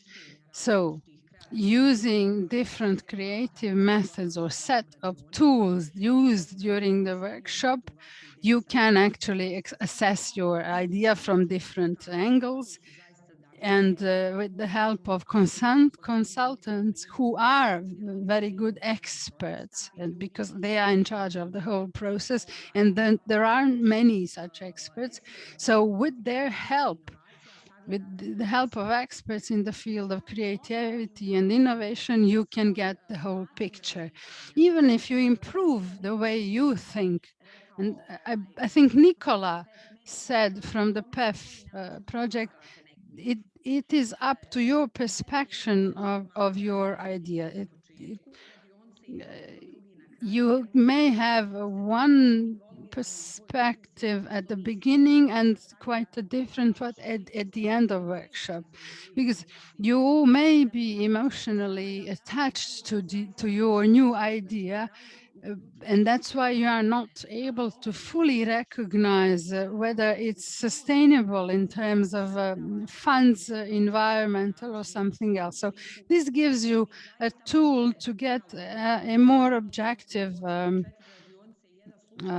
picture. And we had 4 workshops, and we came to a conclusion in one case that the idea was completely unapplicable to the company in question. It was surprisingly simple. The idea was surprisingly simple. And the owner of the company said after the workshop, said that he realized that he should do things differently in terms of development of his company. So these are some specific results of these projects where you can see things from a different angle, and the same goes to implementation.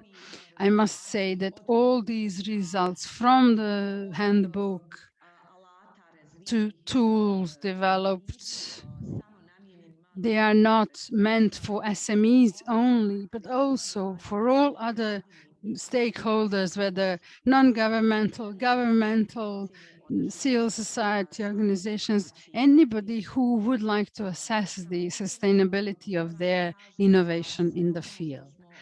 I must also say that the things that we used in terms of technology, techniques, we had 150 techniques during the workshops, so there is a certain diversity that gives opportunities to the companies. They could choose whatever tools they find interesting or applicable or implementable in their companies.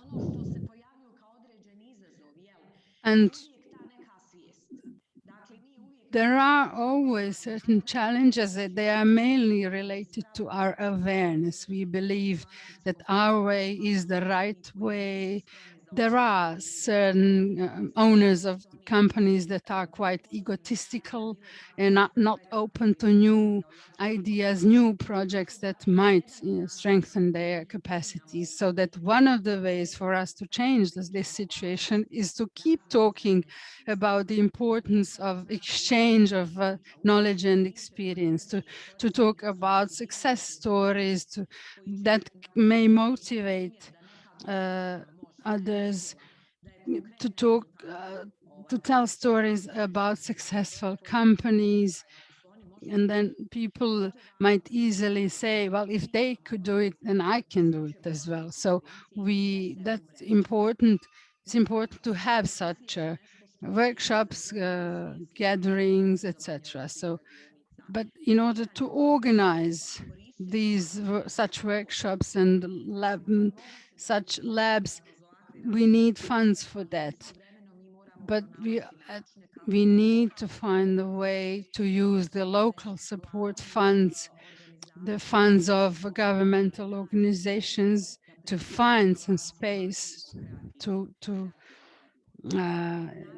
talk about creative innovations and such workshops. You can find much more on our website.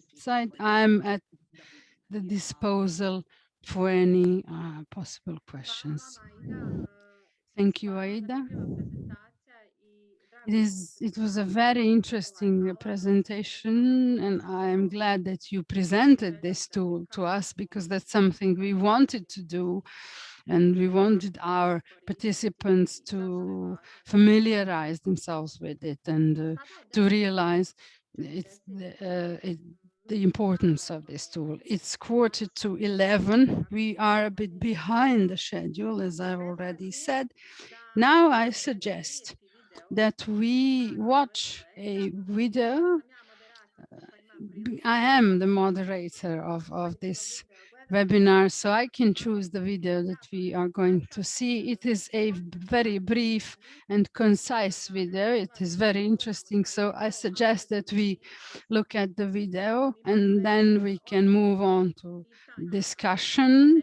We have 8 questions already in the Q&A sections. I'm going to read the questions and then we are going to answer it. So I kindly ask Bojan to move on to the video. That aims to strengthen the competitiveness of Mediterranean olive oil by highlighting its health benefits. To do so, it promotes the implementation of innovative production and quality control methodologies, as well as the development of a standardized procedure for labeling olive oil as a healthy product. It is necessary to identify the components responsible for the beneficial properties of this product, the phenolic compounds, and to raise awareness of their importance. In the area of production, Aristoil aims to characterize the phenolic composition of virgin olive oil and evaluate the factors that may affect its content. With that in mind, a list of recommendations has been drawn up in order to optimize the presence of these compounds. 1. The procedure to obtain extra virgin olive oil is the best reference. 2.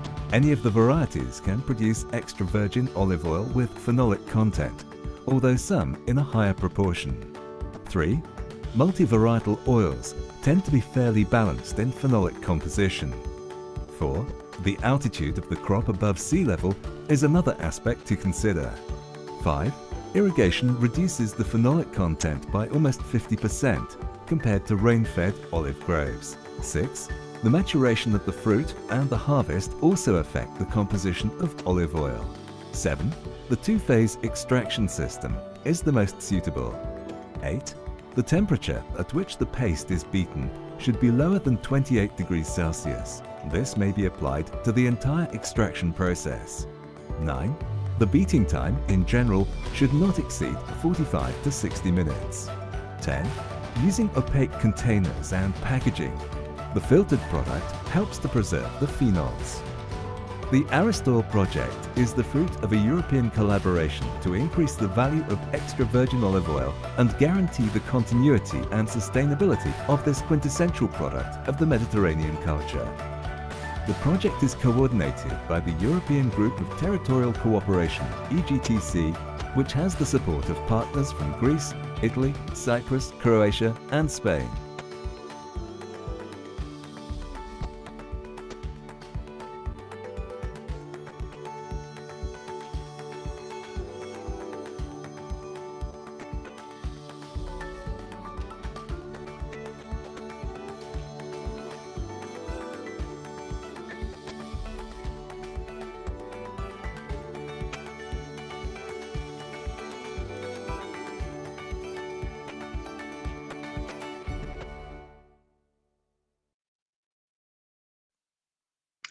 Hvala puno. Thank you very much. So this video talked about 10 best practices for producing extra virgin olive oil with high contact on phenol. I would like to thank Amila, the interpreter, who managed to translate the video, although we didn't expect it. Thank you, Amila, especially because the narrator spoke very fast, and I believe that our participants who listened to the translation would appreciate it. I think it's a good time for us to move on to the discussion. I'm going to start with questions. We had this very useful information that Ismar gave us. Thank you very much for that. And I hope it will be useful for all other participants. The question by Sajida Hafizovic for Ms. Aida. Can you give us examples of certain sustainability criteria used to develop innovative projects? So Aida, please take the floor. Thank you very much. With regard to assessment of innovative nature, the questions were developed separately, and there was a whole team of experts from psychologists, economists, experts in the field of environment. If you go carefully through the structure of all the questions, then you will see that at the first sight they don't say much, or they don't seem to be related to the overall sustainability. But when you look at the explanation at the end, or at the executive summary, then you will see that through these questions, you can really have a good insight of sustainability from the economic, social, and financial aspect. So we feel that these questions should not be really expanded, because at the time when we started developing the tool was very robust, because in each section we had about 15 questions, but we wanted to streamline the process, and that's why we really selected the most important one. So my sincere recommendation would be to really stick to these questions, because these are the basic criteria for assessing sustainability. And I think it is quite enough to go through this tool, and it will give you a very focused report based on the questions asked. We also have a question in the chat section to set the link in chat. So Aida, if you don't mind, please share link for these materials that we of course plan to put all the materials that will be used in today's webinar, in one place, and to share it with the participants. But if convenient, please type in chat. Sure, no problem. So as soon as I'm done with the questions, then I can actually share the link where you can file this Excel table. There is one more question for you, and it is about this CISET tool. So how the companies react to the tool, and to what extent has been used so far? Well, we have used the tool through the project in 4 companies. However, the tool, in cooperation of Sandra with other projects, we have used it with 20 other companies. So I've just briefly touched upon that in my presentation, but depending on the structure of the management of the company, there were some situations, for example, that if the company applied on its own, they already show their openness to the tool. And with such companies, it's rather easy to work with because they are indeed open-minded and they're very, open to your suggestions and recommendations, in particular if they acknowledge that the experts have a very rich background. But if the manager has sent, let's say, a financial officer to this course, or maybe some of their directors who are now to share these results or to prompt the director to make a change, this is where we could see some challenges, because and this also really depends on the sector as well, because our experience has shown that if we speak about the sector of services or IT, the results are much, much better, because by nature of their activities, some sectors are more open to innovation. On the other hand, these sectors such as the metallurgy or wood processing sectors or real sector, where innovation is not at all easy to implement, where each innovation is quite costly, then people are more prudent. I wouldn't say that they are really dismissive, but I would say that they're just more cautious, because if you're introducing innovation into automotive industry, then you really need to be very mindful of what possible implications might be. They're all very too busy, they have all their activities, and therefore you need a whole set of internal capacities to be available in order for an innovation to be implemented.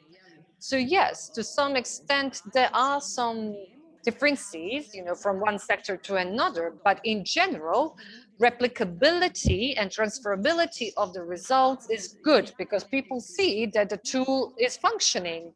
And of course, once you get the results, you need to work them, through, but this is something really that opens the possibility to implement innovation.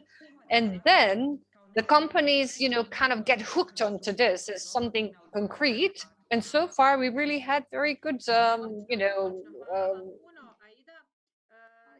turnout. Just one technical note for all the panelists. If you could please turn on your camera, it would be great, because of our participants, but also because of the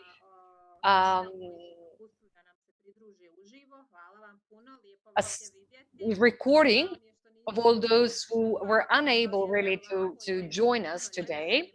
It's a pity that we couldn't be all together in flesh, but it's much better if we could see your faces and reactions. It's quite different. So thank you very much.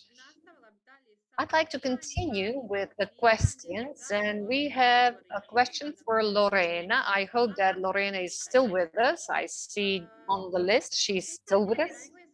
The question is in English, but I will try to interpret it because of the interpretation, because otherwise you would have to switch to another language. But you have mentioned 10 very important business ideas and 5 investment plans that have been prepared in Bosnia and Herzegovina. Do you have any data on to what proposals these were and what were the measures that were considered? And have the companies started with the implementation of these activities? Lorena, the floor is yours.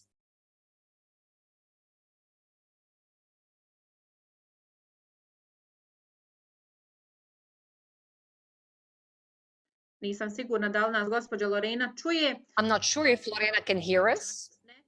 Maybe she can't hear us, or maybe she made a break.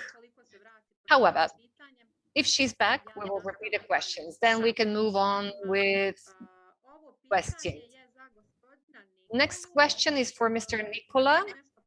And instead of misinterpreting this, I will now switch to English. And this is warning for the interpreters and the participants to switch the channel.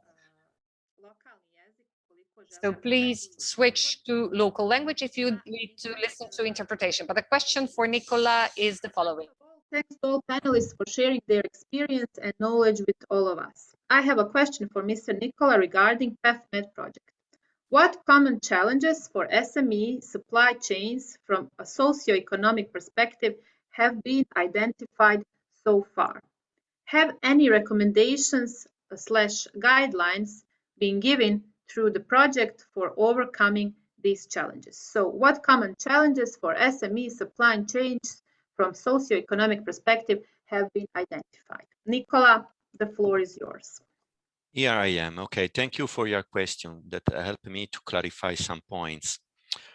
Whenever we are doing some environmental impact assessment of a product, we can discover that the impact of a small enterprise product or a local product is higher than a large scale product produced by a big player in the market.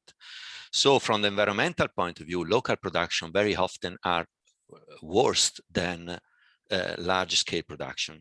So we would like to assess the fact that from the environmental point of view, maybe they have some higher impacts, but they have some very positive impacts in terms of social and economic indicators when we are looking at the impact of the chain involving the farmers, involving the local consumers in approaches that include the maintenance of the quality of the landscape, maintenance of the social aspects at the local level, for example, employment or whatever, maybe also the heritage, the cultural heritage issues that is very important when we are speaking about local production, the typical products of an area. So we would like to add a tool that can help to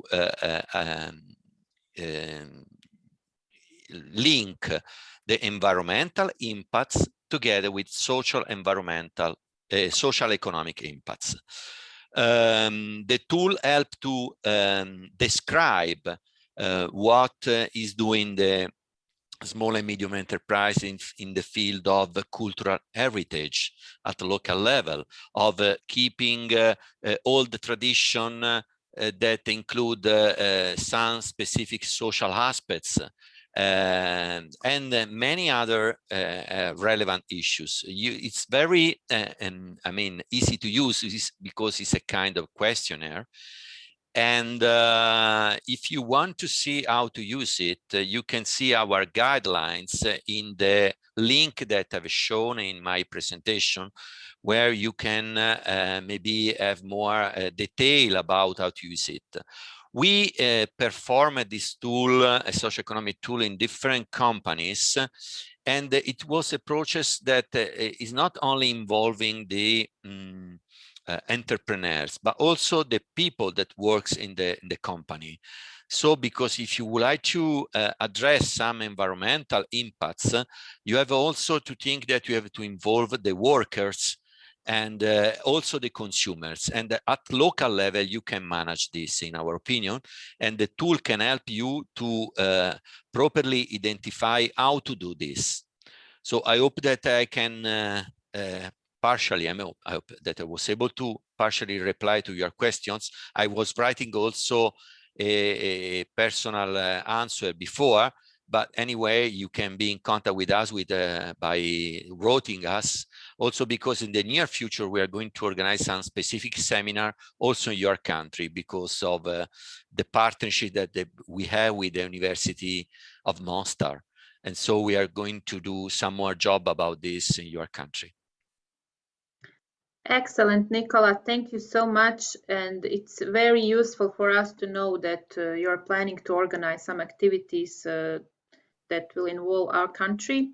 So we will keep an eye on PEFMED, definitely.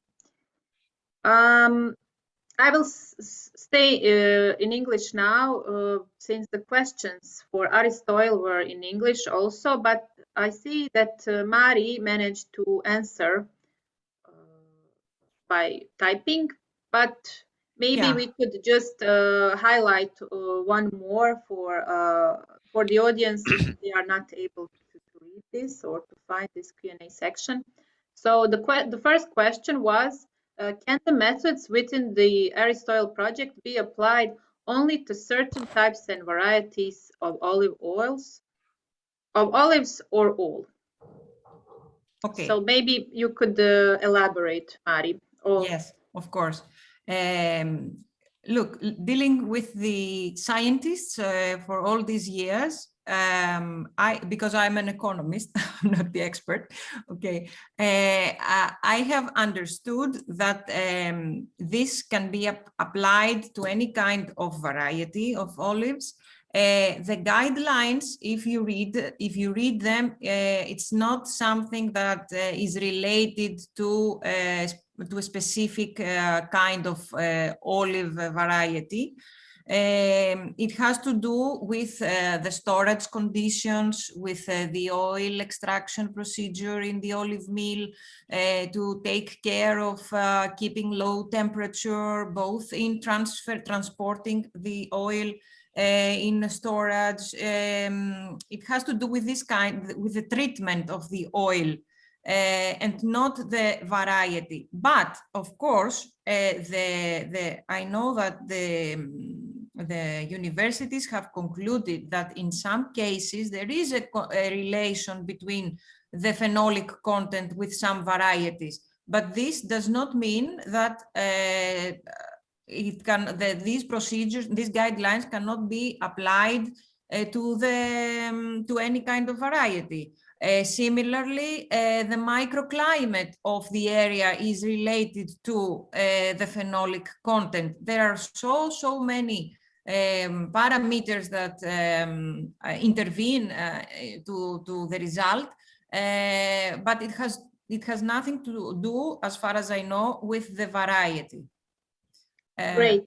Excellent, Mari. Thank you so much. Yes, it's reasonable. Of course, that different varieties of olives can give different content of phenolic compounds. But as we saw in this interesting video, these 10 best practices are recommended to get the best of it, to get the best from the raw material.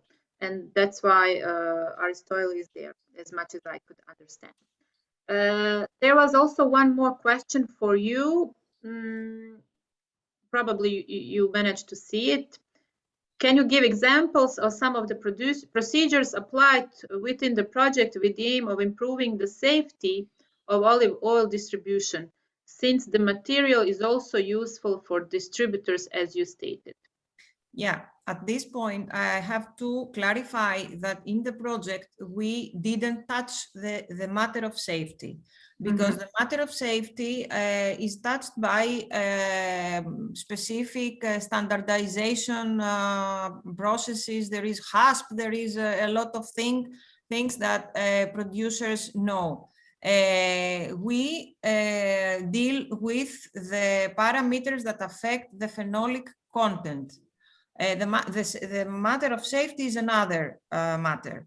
And we say that if a producer follows the guidelines that we propose in the project, then they can result with a very high phenolic content. This is the one. The other is that, yes, the guidelines are useful for all the stakeholders of the chain, because the oil is something very sensitive, and even if the producer gives his best to produce a very high quality product, maybe during the transportation, the storage, or at the retail shop in the bottle in a very wrong place, can destroy the phenolic content. For example, if we send a truck with olive oil somewhere with 50 degrees outside, without having secured the cooling of the products, it will be destroyed. Many relatives of mine, if I can share personal experience, many relatives of mine living in America many times have ordered oil from Greece, and what they have received there is something white like water. So it is something very sensitive, and many small details have to be taken care. Exactly. Thank you, Mari, and thanks to all other panelists in this session.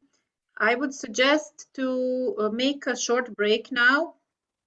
It's 11 and 8 minutes on my clock, 12 and 8 minutes in Mari's clock, I'm guessing. So I would suggest for all of us to come back at 11 and 20. Stay on the link, don't go anywhere, it's the safest. Just turn off your mic and video if you want, and see you at 11:20. Thank you.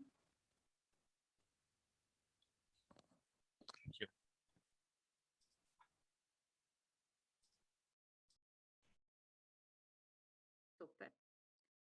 Okay, thank you. Okay, nadam se da smo svi tu. So I hope that we are all back.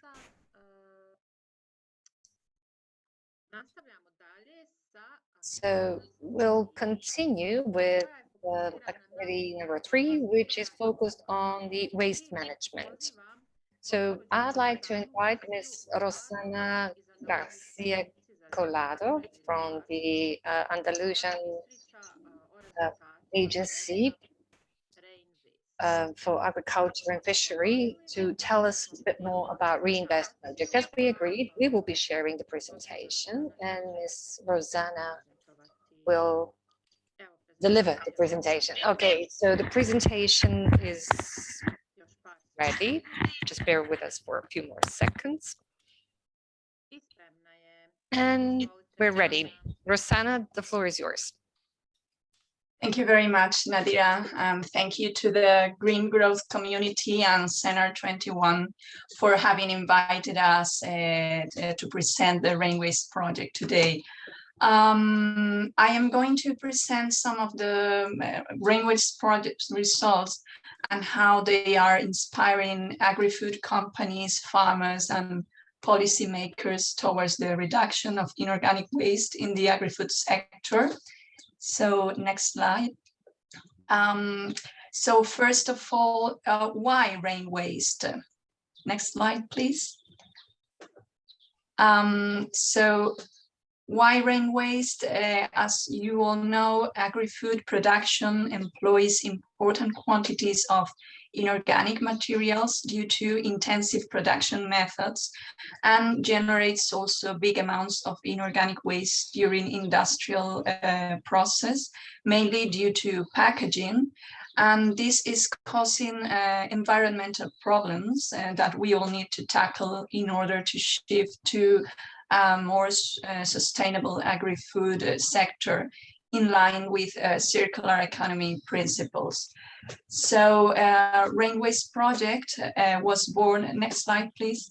Rain Waste Project was born to combat the phenomenon of inorganic waste in the agri-food chain, trying to find and test the best advanced solutions in inorganic waste in 3 European value chains. Next slide please.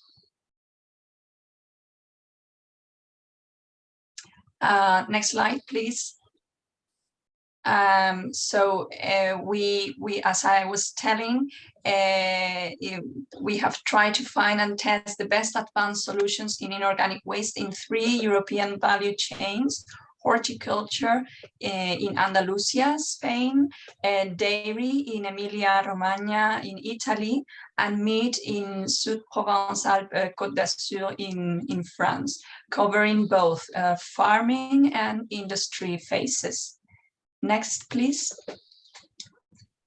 And which are the target groups of Rain Waste project? Next, please.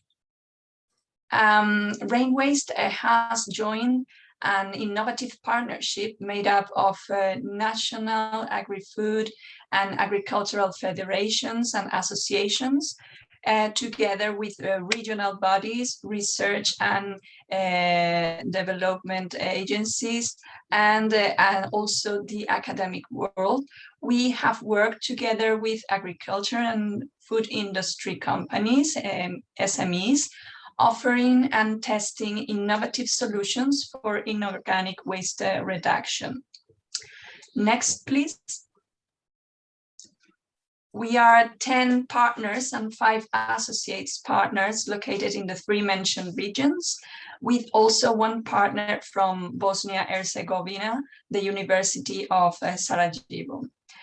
So next, please, which have been the main results? So the results of the projects have been obtained through, first, we carried out an identification of the inorganic waste generated in these 3 sectors and how they are managed. Second, we identified innovative solutions to reduce inorganic waste. And third, we tested these solutions in agri-food companies. Now, let me explain briefly which have been, or some of the solutions tested in the 3 supply chains. Next, please. So for the horticulture sector, the following solutions have been tested in horticulture production companies in Almeria and Granada province, in Almeria in Andalusia region, where intensive greenhouses are located. 2 of these solutions have to do with the use of biodegradable and compostable materials replacing plastic inputs. For instance, staken elements and mulching films that we can see here in the picture. We have replaced these inputs, plastic inputs, by biodegradable and compostable elements, which allow a better management of waste, as no separation from organic crop waste is needed. However, the inconvenience is the overcost that can be partially covered in the case of Andalusia through the Common Agricultural Policy funds. In the case of mulching film, the testing shown that these compostable and biodegradable materials are technically feasible.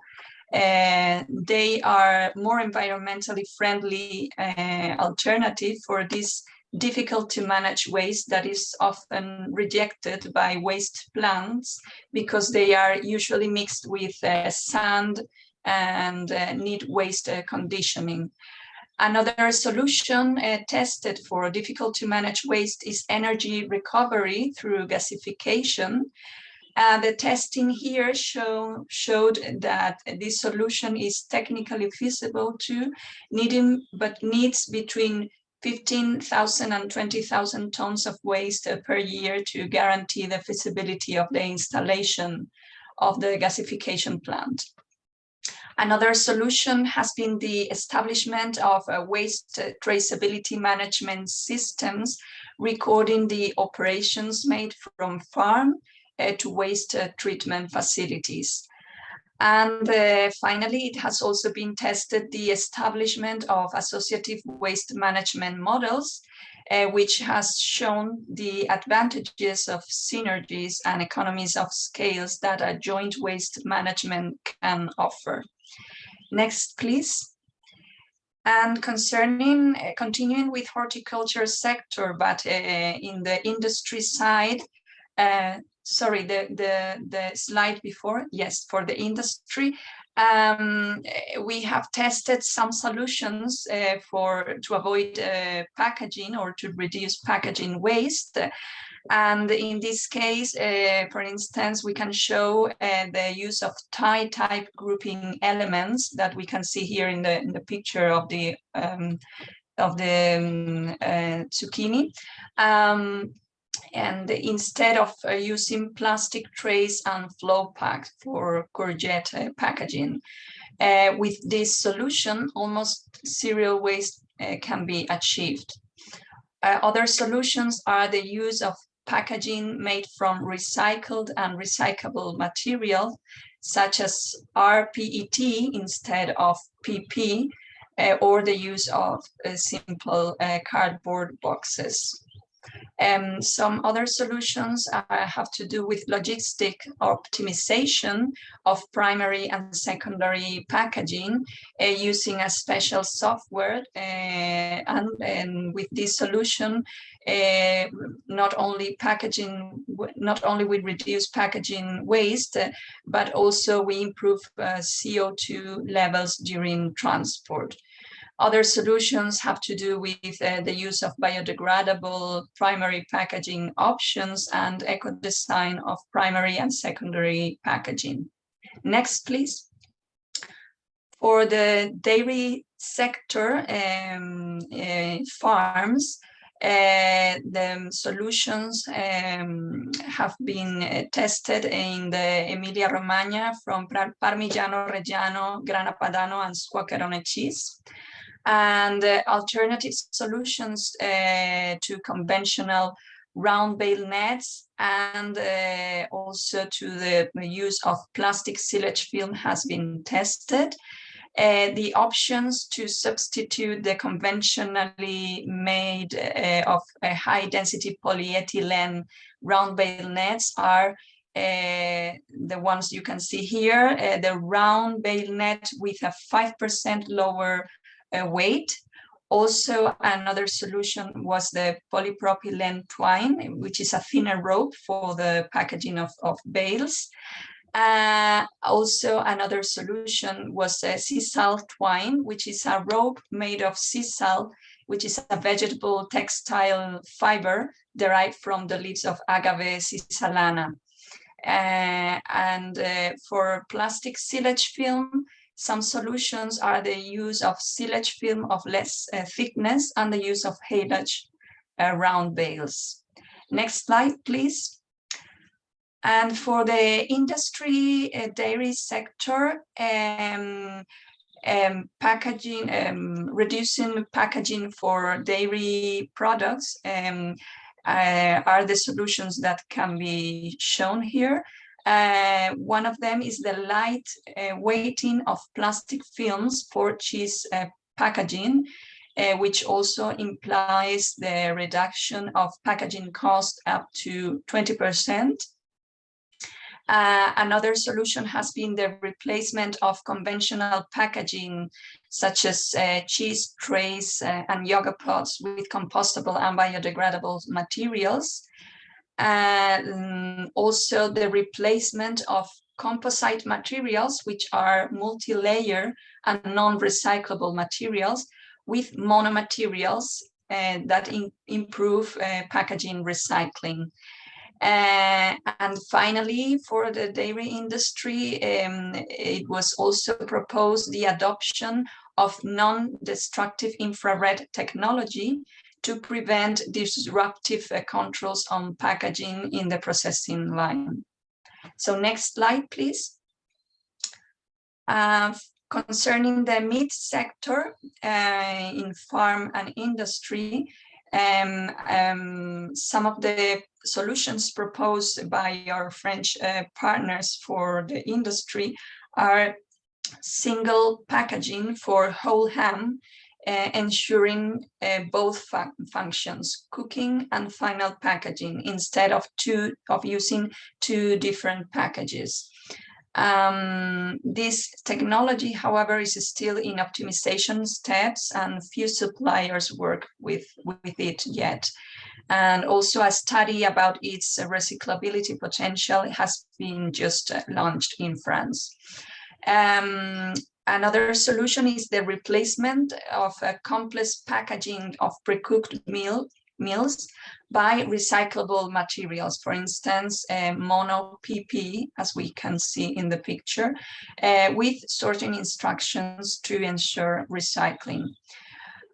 Also, some other solutions has to do with trays for sliced products packaging made of single material, which are recyclable, or separable materials made up entirely or partly of recycled material. And another option is the use of no skeleton technology for sliced product packaging, which reduces the quantity of material. And for the livestock farms, for the meat sector, similar solutions to dairy livestock sector are proposed, like the replacement of bale netting and wires, using lighter nets and sea salt strings. However, the lack of technological alternative or not enough solidity of the materials make that the current polyethylene plastic nets for silage or conventional polypropylene strings are still considered good options as they are recyclable materials. So with these solutions, next slide, please. With these solutions tested in the 3 agri-food sectors, an analysis of the potential of adoption has been carried out, showing the following conclusions in the form of recommendations. And next slide, please. So some recommendations for the horticulture sector. Can I have next slide, please? Thank you. So some recommendations for the horticulture sector are the promotion of research and transfer of results of sustainable alternatives. Also, I'm just going to say some of them as we don't have much time, but just to explain some of them most important. And also the experts suggested to create a figure of a specialist advisor to disseminate their results and the knowledge generated around the alternatives available. Another recommendation is the development of a legal framework for inorganic waste that guarantees a correct management of it through an extended producer responsibility scheme that still doesn't exist in Spain for certain agricultural wastes, not all of them, but some of them. And also to use associative formulas as the one we have tested and I've explained before, to build common waste management initiatives among farmers. And for agricultural industries, in the next slide, please. For agricultural industries, although margins are low, experts recommend to do investments in new, greener packaging because they can bring new opportunities and open markets. Also, they recommend to do a better use of funding schemes existing at national and regional scope to finance the necessary investments at plant level, and also to achieve a better involvement of plastic producers and suppliers of packaging, incorporating all these research and new materials and solutions. Concerning the dairy sector, in the next slide, please. With respect to dairy farms, there are proposals to introduce specific measures in the rural development plan and to introduce priorities to access to supporting measures for the purchase of machinery and equipment to reduce waste. And also with the farmers, livestock farmers, it has been seen that they need to understand better the problem of waste. So one of the recommendations was information campaigns for them through a demo day. For the dairy industry, in the next slide, the recommendations have to do with the packaging light weightening, as we have seen, bioplastic packaging, and the use of monomaterials together with non-destructive control systems that are some solutions that have been seen as feasible. And finally, for the meat sector, in the next slide, the recommendations for the meat sector are to strengthen the links between farmers, plastic manufacturers, and the recycling industry must continue through the Adivalor, which is the Agriculture Waste Management Organization in France, and the European Association of Plastic Manufacturers. At a technological level, the livestock sector is demanding specifications more adapted to their needs through compostable materials. And for the meat industry, in the next slide, please, some of the recommendations are the encourage, next slide, please. Encourage the research and development project about new alternative solutions. Sorry, it was the previous one. Also, regional support for companies who are willing to put alternative solutions in place, and also raising awareness to consumers. So in the next slide, I just wanted to explain very briefly the regional action plans, which is one of the results of the projects. Is as in these regional action plans, we have included the results of the pilot actions, and these documents, which are one for each region, provide recommendations to policymakers and to sector operators to continue reducing inorganic waste in each of the regions participating on the project. So what is the transfer potential? In the next slide, we presented the novelties have a sounding potential to be transferred outside the supply chain. It depends on the solution, obviously, but most of them. However, the transferability potential shall be well tailored according to the type of companies we are dealing with. And concerning the project replicability, in the next slide, in the primary sector, the proposed, next slide, please. In the primary sector, the proposed solutions are globally fitting to any size company. There are mature solutions already on the market, and with regard to food industry, solutions are already available also on the market, not all of them, but many of the ones we propose.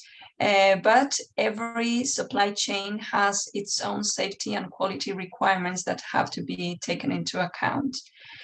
And about the challenges that may arise, in the next slide, we have highlighted the high costs. Next, please. The high costs has been identified as a relevant barrier for the introduction of some of the solutions proposed, especially the ones concerning the change of materials, and also the change of regulatory aspects is a risk. Since numerous organizations have concern that are concerned, that the legislation could make the solutions obsolete or unusable. So, as you see, many challenges are still pendent, but there have been important progress in the last years that we believe can inspire agri-food companies, farmers, and policymakers towards the reduction of inorganic waste in the agri-food sector, also in the Balkans. We are convinced that environment protection is bringing new opportunities to companies. So that was all from my side. Thank you very much again to the Green Growth community for your invitation, and to all of you for your attention.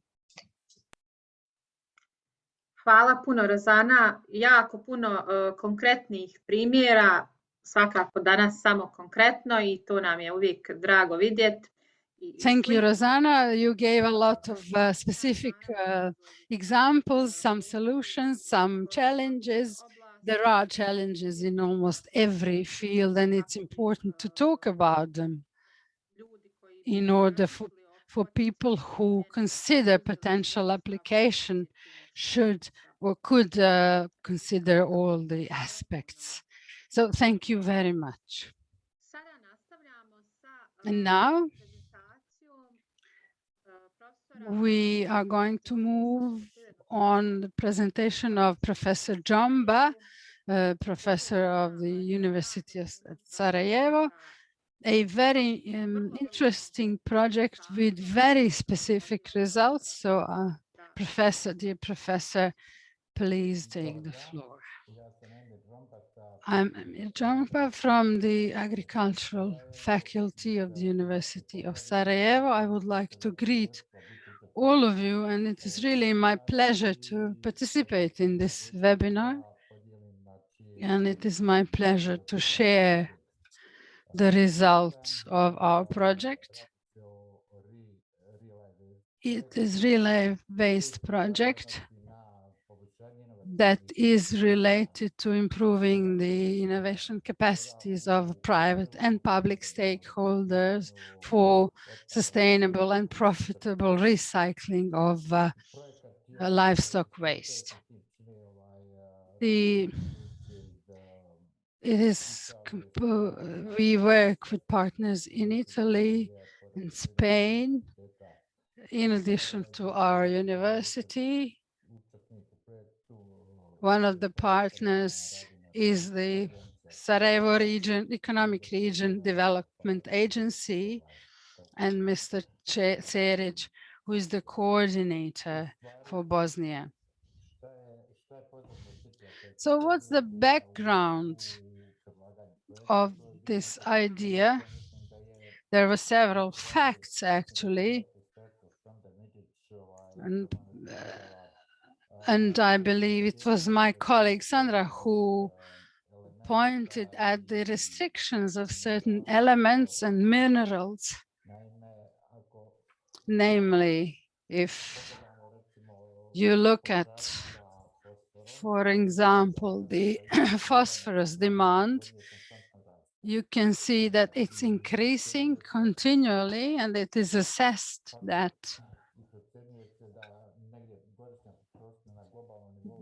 the annual consumption globally is over 200 megatons.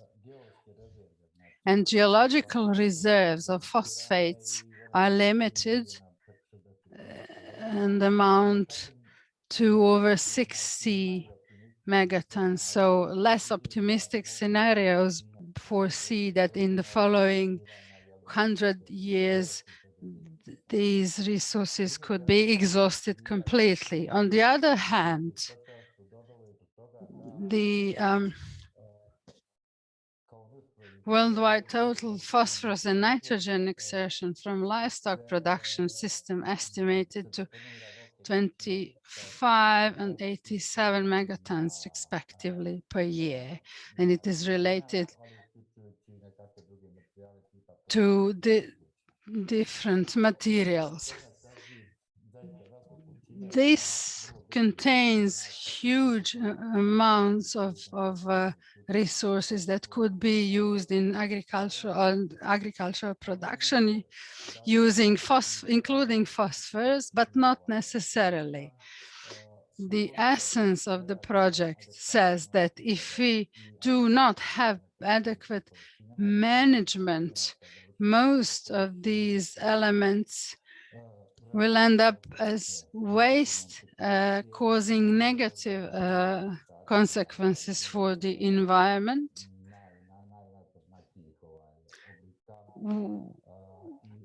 And this photograph that you can see here was taken at this is the Rama Lake in Bosnia, and these amounts of the phosphorus and nitrogen are assessed at 25 megaton and 87 megatons respectively. And it is a valuable resource that can be used for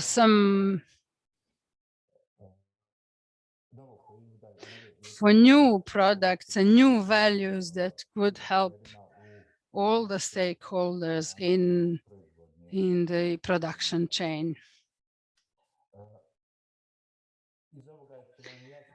It is clear from this that the aims, objectives of the projects correspond to the principles of circular economy, where one person's waste is another person's value, and that we come up with new characteristics here that are sustainable from every angle, including the ecological aspect. The structure of the project gives us different activities focusing on different target groups, which is certainly a contribution to strengthening green growth in this region. Target groups of the project include stakeholders from industry. In this specific case, we are talking about farmers and their improved competition in the market. Then we have scientific community, NGOs, and environmental agencies, etc. That's another stakeholder. And the implementation of their activity include the use of their resources. One of the target groups are policymakers and decision makers. So this product, in terms of its characteristics, should be included in the implementation as a new kind of manure in the market. And then we need to direct the activities of the project towards the general public. And here I would like to say that our commitment is to raise the interest among the young people by promoting project activities among school pupils and students. So due to the lack of time, I'm not going to go into detail in terms of target groups, but we have different forms of communication here, impeded by the pandemic conditions. But we need to involve different stakeholders from all the target groups, involve them into this finding solutions. And as for results, since the activities were divided into different working packages, we had diverse activities, and I'm going to focus on some of them only that I find to be most important, or rather illustrative of the entire project. As a result of these activities, we had 4 pilot farms or pilot plants on farms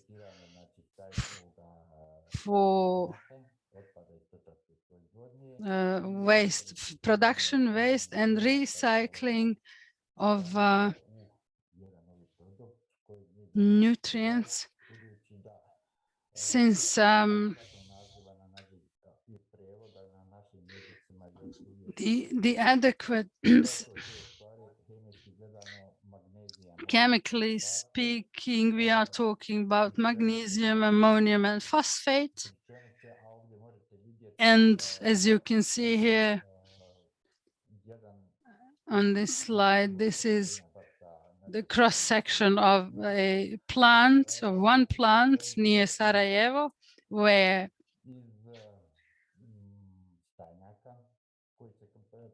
from the bottom part, but I'm not going to go into technical details here, but you have this bottom part of nutrients. The main goal is to pull out of this reservoir as much as possible, as much phosphorus as possible, and an ammonium to produce the new product that could be widely used as manure in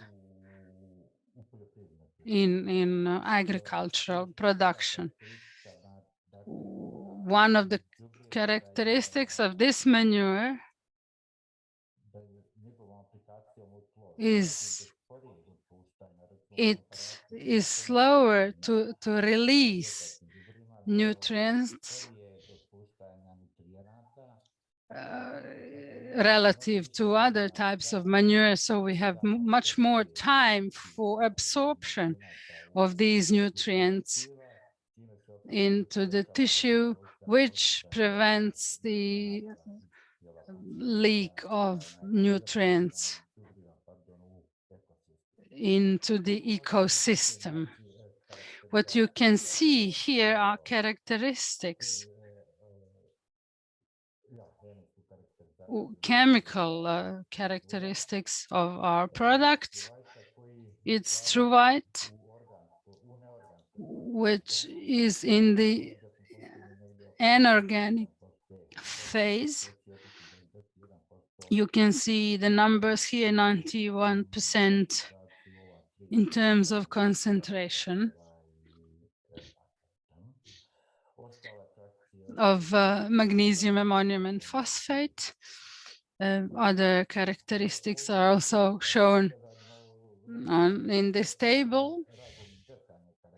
There are rather detailed characterizations done for this, which are not presented here.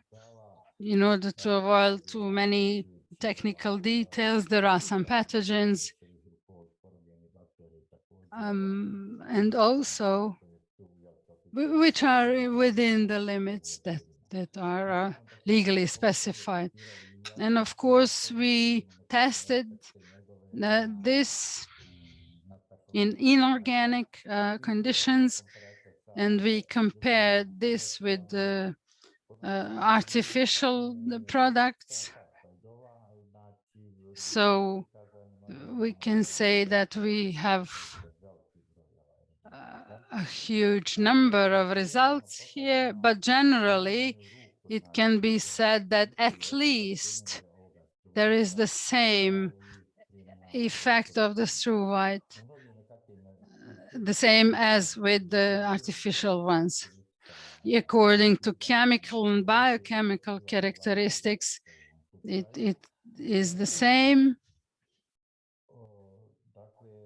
So the addition of Struvite gives us a better effect in terms of sustainability of the project and in terms of concentration of essential elements. You can see the results here on this slide, but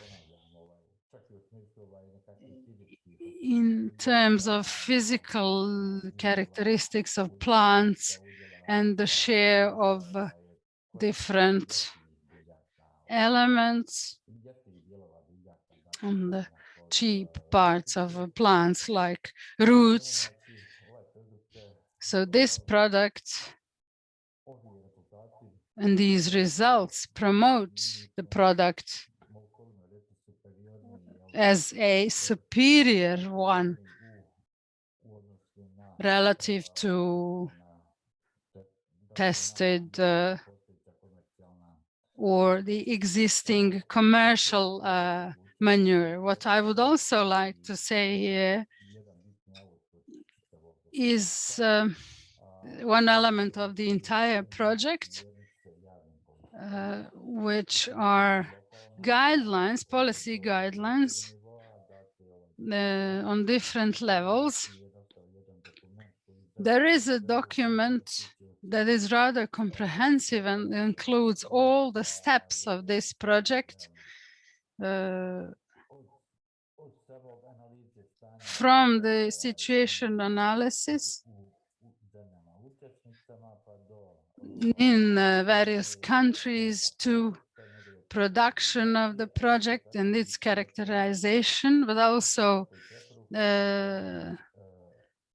recommendations for policies at the local or regional levels in terms of market valorization of the project. Not only in terms of the content of the nutrients in the products, but it should also be established in terms of release of negative ecological impact, should this be applied, should this product be applied. So that these days, or in the following month, the European Union should adopt the amendments on the applicable legislation in terms of the use of artificial manure, including these products in terms of recycling.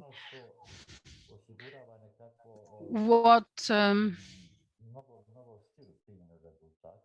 can ensure a wider application of result is the approach focused on the use of different types of animals, different forms with previous treatment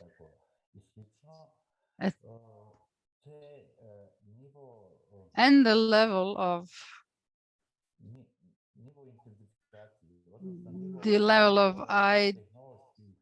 identification or the level of technological solutions. So actually,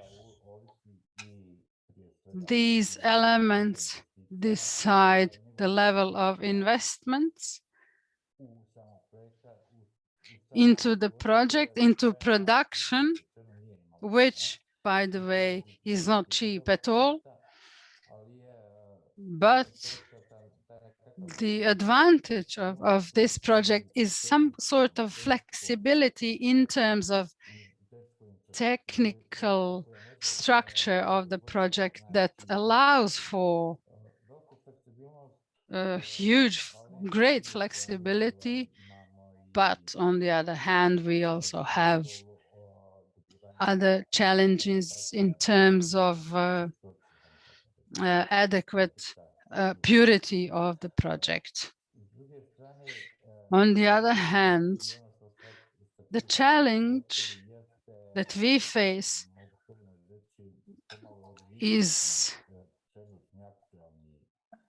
the current legislation, the applicable legislation governing such products in the market.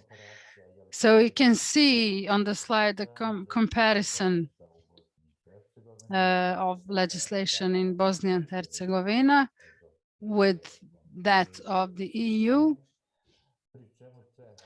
where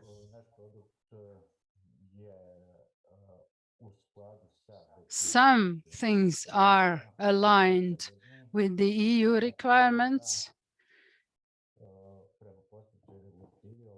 According to the current legislation, such projects should not contain more than 5 grams of organic matter per kilogram.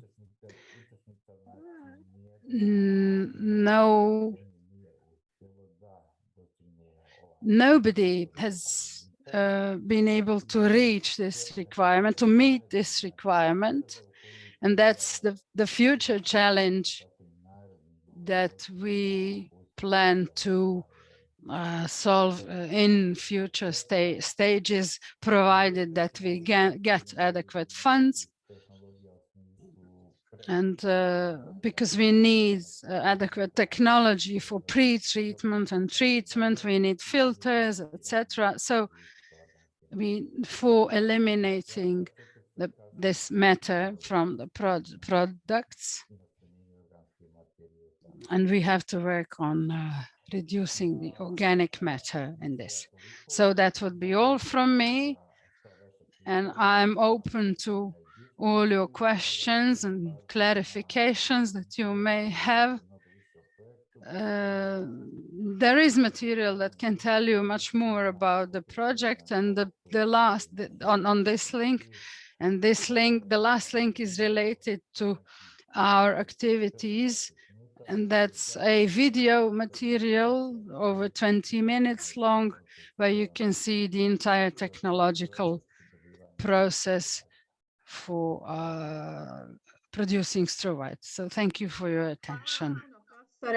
Zaista je lijepo vidjeti da ste Thank you very much, Professor. It is really nice to see that together with Serda and the program in Butmir, you managed to achieve such an excellent result. And I sincerely hope that you will find fertile soil for application of all this in a wider region of Bosnia and Herzegovina. Well, this being webinar, which makes it very difficult for us to keep focused, and we still have one more presentation by the representative. But before I give floor to Mr. Zlatan for his presentation, I suggest that maybe we try to just re-energize ourselves through a video, which I would like to share with all of you. So I hope that Zlatan won't mind. He can nod his head if he agrees.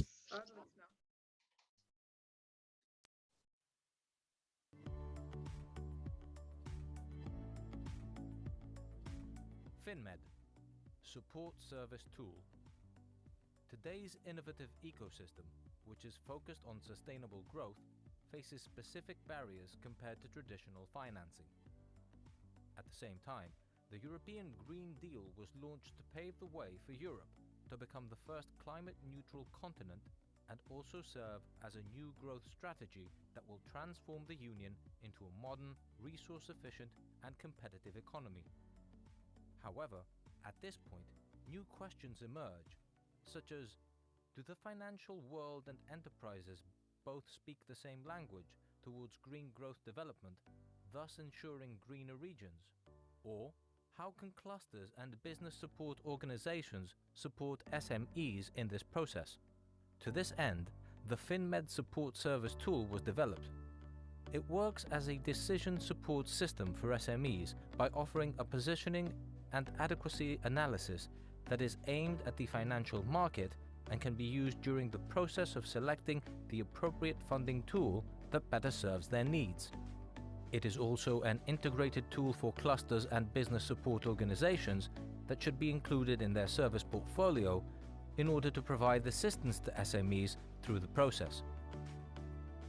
The tool offers a quick and rigorous self-assessment of the various areas of an enterprise, summarizes the financial and organizational situation of SMEs, helps SMEs to structure their strategy and proposes improvements or provides guidance, offers general knowledge of how to obtain funding, provides a comprehensive report of the enterprise with a 360 degrees vision. The FinMed tool is based on a representative benchmark consisting of successful green enterprises and is aligned with ESG, environmental, social, and governance indicators. It has an intro section that is composed of the necessary basic questions about the enterprise, followed by a structured questionnaire of 60 questions that are divided into 7 sections. The lessons learned from the FinMed experience show that the tool, as it is conceived, works best through the contribution of clusters and business support organizations that take on the role of helping SMEs to navigate through the questionnaire, clarifying the questions, interpreting the results of the analysis, and becoming a real point of reference for SMEs to be able to address their financing needs. The FinMed SST tool is available online through this link. We build capacities, integrate resources, we deliver green innovation financing opportunities. For more information and updates on the project, please visit finmed.interreg-med.eu.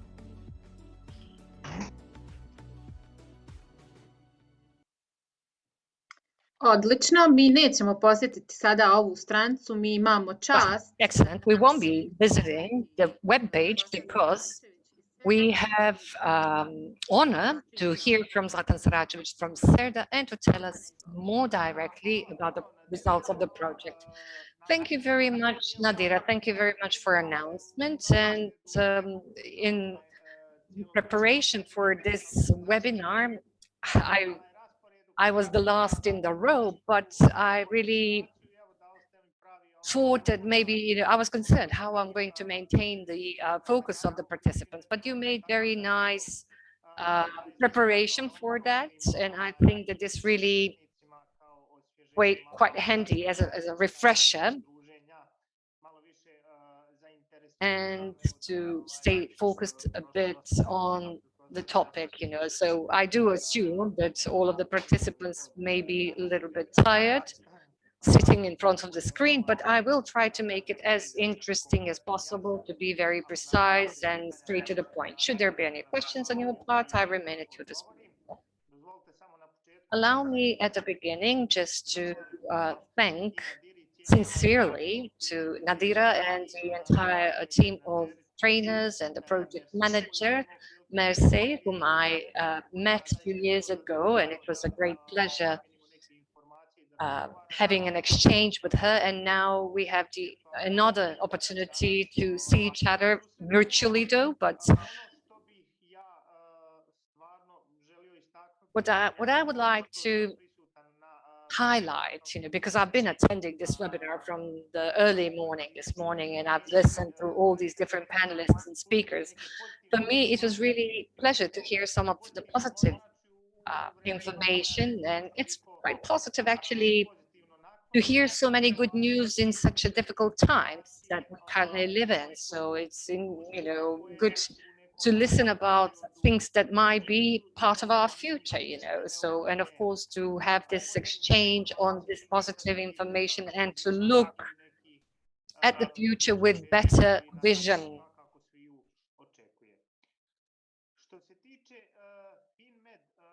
As for the FinMed project, it is so far the only integrated project approved within Med Call, and it includes all 3 modules in terms of its implementation.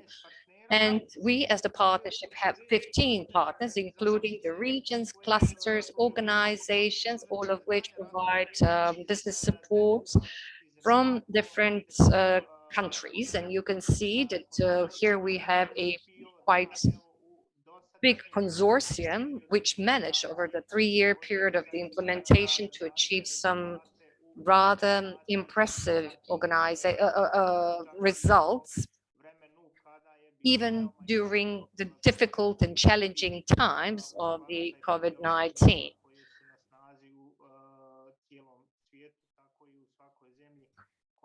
So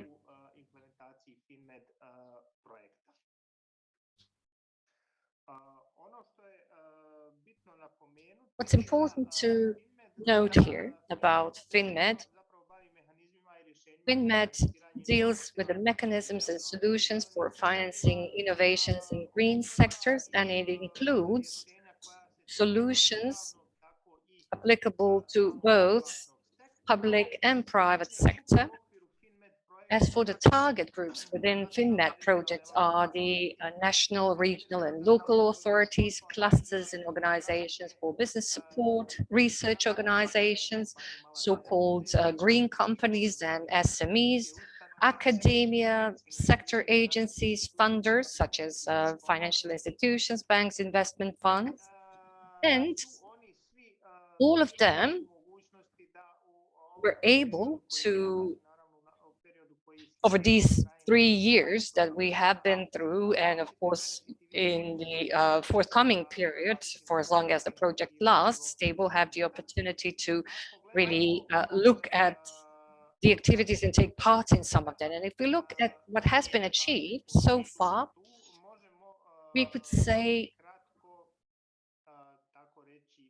or we could somehow summarize them into several results. Result number one is that we have a tool for building capacities of public institutions for green sectors, and this tool is operational. It is developed as part of the development of the, or providing support to businesses. And the tool was developed to help overcome the gap knowledges, and also to help them finance, some innovations in green sectors through the support of the European structure funds. The project will last until January 2022.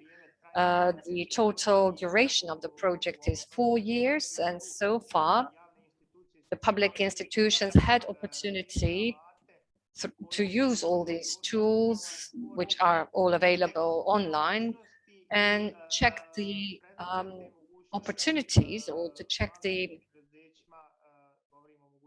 what the tools offer for small and medium enterprises, and financing of their innovative ideas through the available funds.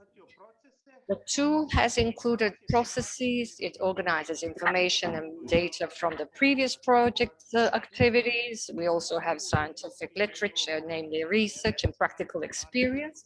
And in a rather systematic way, it really consolidated all the necessary information that might be of interest or helpful to those working in the field. It is developed to encounter or face with the key challenges, and the key challenges being mobilization of the existing financing sources. And why they need to be mobilized? Simply because we've noticed that there are certain options for financing, but they have not been operational, or they have not been really used adequately. And our desire was really to enable better mobilization in innovation, with a focus on the environmental sustainability. And another challenge was to increase the access of the green sectors to the funding of the innovations. If we look at the potential of the if you look at the potential of the application of the result number one, this tool actually enables to overcome the shortcomings in the knowledge and skills related to specific mechanisms and solutions for financing innovation in SMEs. And obviously, this is something that has been identified as a problem in the region, because we've realized that there is a lack of competencies and skills. And we also realize that these skills and knowledge will play an important role for achieving the Green Deal in EU, as well as in the structural funds for 2021 to 2027. So obviously, their role in the process will be even more crucial in the forthcoming period. So through this, we really wanted to get to the necessary and useful knowledge about the subject matter in order to better link this knowledge with the finances and the investments in some new innovative aspects that may be possible in the field. The tool is used for all potential actors. They can simply take over or download the tool from our website and apply it in practice. The methodology is provided in a manual, and on this slide you can see the map, and you can see this Mediterranean belt and all the countries that are part of the project, and also the partners coming from these countries. We have developed an online training as a support to this document, and material can be used for building capacities together with the online training, and this is the best option if you have print material in front of you, and when you combine that with online training course, and this will give you really a comprehensive overview and the knowledge that you might need. So the training is organized through 8 modules lasting 12 to 15 minutes, and they are all based on the manual. So when you add all this together, so we have the length of the course of about 90 minutes, and all this information need to be shared with the trainees at the beginning in order for them to understand that the effort that needs to be invested in order to be prepared to keep track with the process, and also how much effort they need to invest in the whole training course. So now I'd like to share some of the photos from some of the meetings that we had with representatives of local units. As for result number 2, within FinMed, we have developed a tool for support services intended for clusters and business support organizations that is actually meant for support to small and medium enterprises in green sectors. This tool as well is available online, and it offers the analysis of the position and adequacy of the company in the light of the market, financial market, and the tool or the description of the tool you could see in the short video that preceded my presentation. The tool can be used in the process of identifying and selecting the available financing sources that best suit the needs of the small and medium enterprises. The tool also helps the SMEs in selecting appropriate financing mechanisms such as capital, debts, and also to help them understand the market requirements and also other appropriate financing mechanisms. The tool is available online, and I do believe that you will have the opportunity to see it and to check it out and to try it out. So should you need any further explanations once you see the tool, please get in touch, and then we can guide you through the tool itself.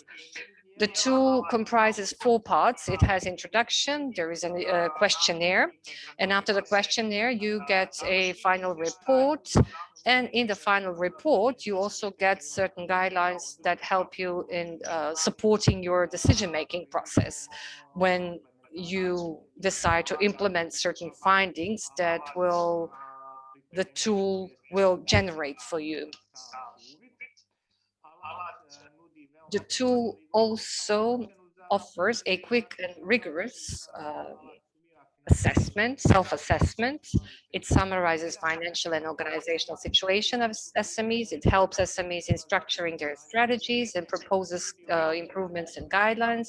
It offers general know-how on how to get to the funding, and it provides a full report on the company with a vision of 360 degrees. Why 360 degrees? Because you get like a fully scanned picture of SME.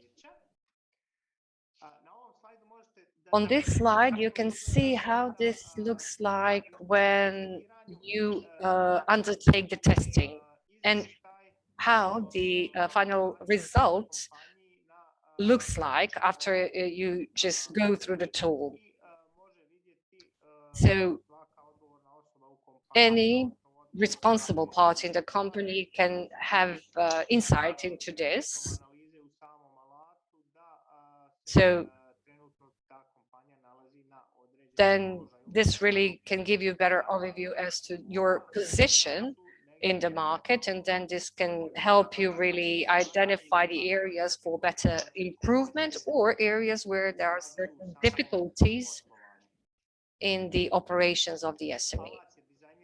So the tool is designed to be user-friendly. As you can see, it contains 7 groups of questions, one for innovation, another for communication and positioning, third, adequacy of the green growth, financial assessment, market and internationalization, management, human capital, and property. For the tool to work appropriately, when we tested it with the companies that were willing to be part of the process, it is important that you always have an interlocutor who will have all the necessary information regarding the operations of the company. It's important for this person to be head of whatever sector, department, or the company. So this could be director, executive manager, or maybe financial manager. Nevertheless, it has to be an adequate interlocutor because the tool is not designed in a way to have SME to approach this tool on its own and to give answer and then to read the answer on its own.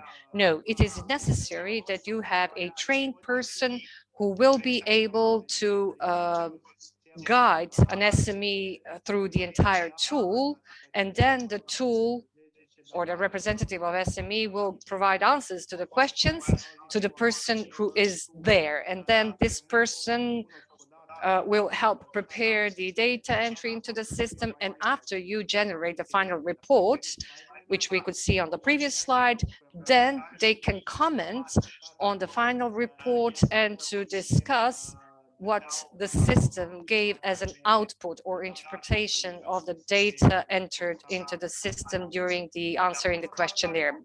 To put it simply, do not don't go on the adventure journey by using the tool on your own. No, this is more like an illustration. So you need to have a professionally trained person to guide you through the process and someone who will be able to help you interpret the findings after the tool actually generates or generates the final report. So these are some of the general information about a tool. The tool is free of charge. It's available online, so it could apply to any cluster or the business support organization. It could really help you to better position and to make strategic analysis of SMEs in line with their real investment project needs or projects. The tool has been designed and developed for the scenario that, and I said, it is absolutely necessary that you have a professionally trained person to guide you through the process and to help you to interpret the findings at the end.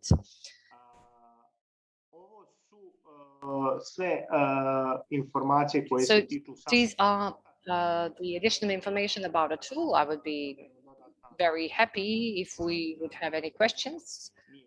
If something is maybe not clear, but I think that the potential, that the tool has a great potential.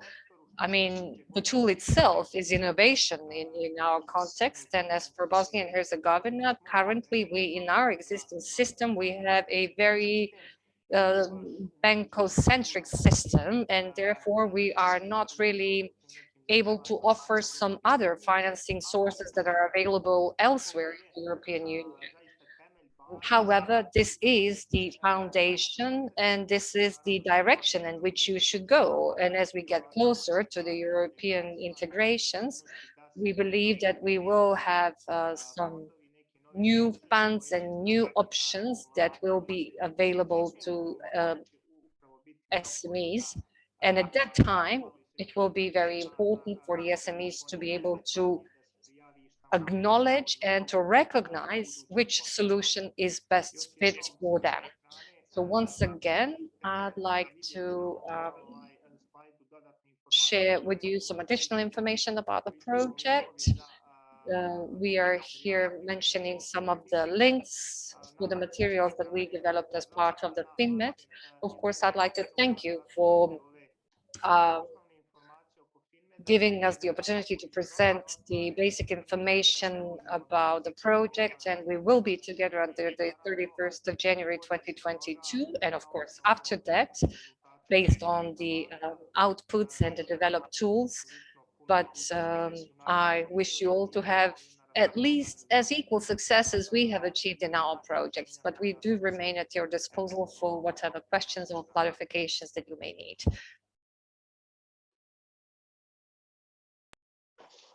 Hvala puno, Zlatane. Thank you very much, Zlatan. It's important to mention that some of the projects are still ongoing, and obviously, we can get in touch, and it's very good that you have mentioned about this tool, because obviously the tool is not something that we need to really use it on our own, because we need to have a professionally trained person to guide us through the process. And I think that this is very much very important information. Now I'd like to suggest that we now move on to the questions that we have received to try to give answers together with the panelists. And after that, we could bring this event to a close, because we are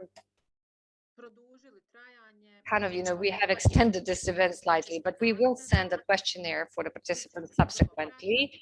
The questionnaire will be very brief, and on this occasion, I'd like to ask you if you can please find some time after the webinar to fill it in and to send it back. So we can start with the questions. So the first question is from Professor Jomba. What is the potential of the bio wastes in Bosnia and Herzegovina?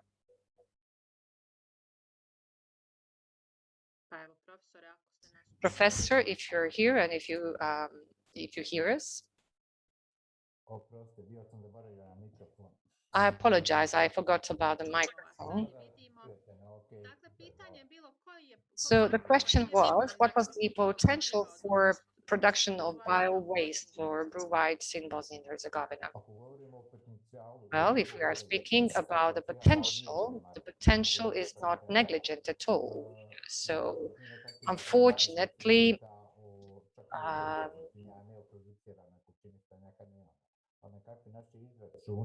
some of our calculations, which we have done during the preparation of the project, say that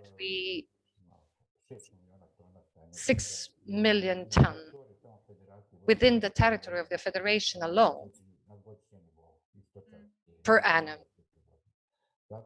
So if we take into account the content of 1% on the average, then of course the potential is huge, and we see that there is a huge potential. What is indeed a limiting factor when it comes to application of this technology in our context is the size of the farm and the number of cattle.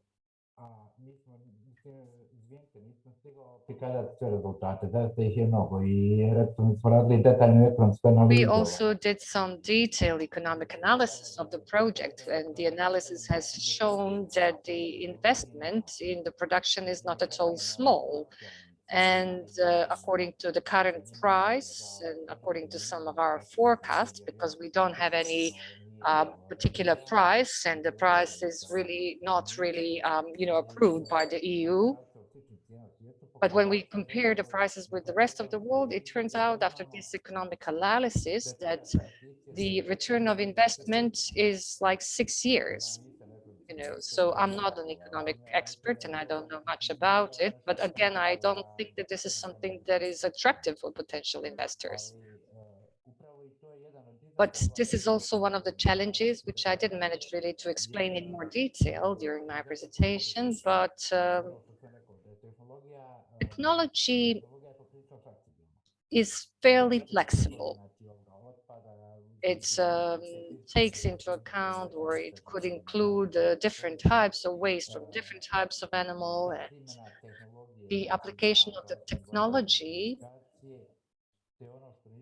And what I also didn't really touch upon was actually the use of different chemicals in the process. So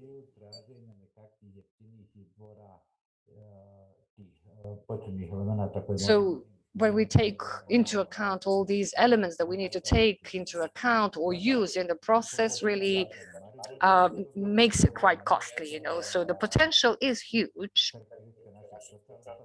But again, there are some challenges, such as you know, the size of the farm, and on average, we're talking about 3 to 4 pieces of cattle here, you know. So, and the technologies could apply to farms that have a more significant number of cattle. You've answered the second question, which was asked by Azra Berzic, and who asked whether it is cost effective to establish the blue light plant in smaller farms, and what would be the minimum requirements that a farm should meet. So this means that this is not really something that is recommended or cost effective for smaller farms, indeed. So it really depends, you know, some of our partners from Spain, for example, they worked in a way that they have been collecting waste from different companies that are actually located in the vicinity. I understand, that makes sense. Yeah, kind of a joint venture, yeah.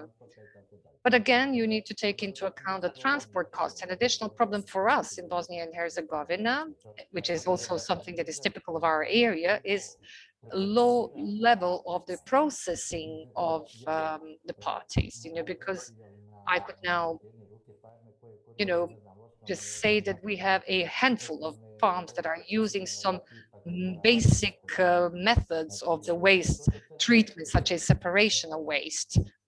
So these are all the additional difficulties, if you feel like, or aggravating factors, if you feel, if you will, that could make this solution less attractive and less profitable.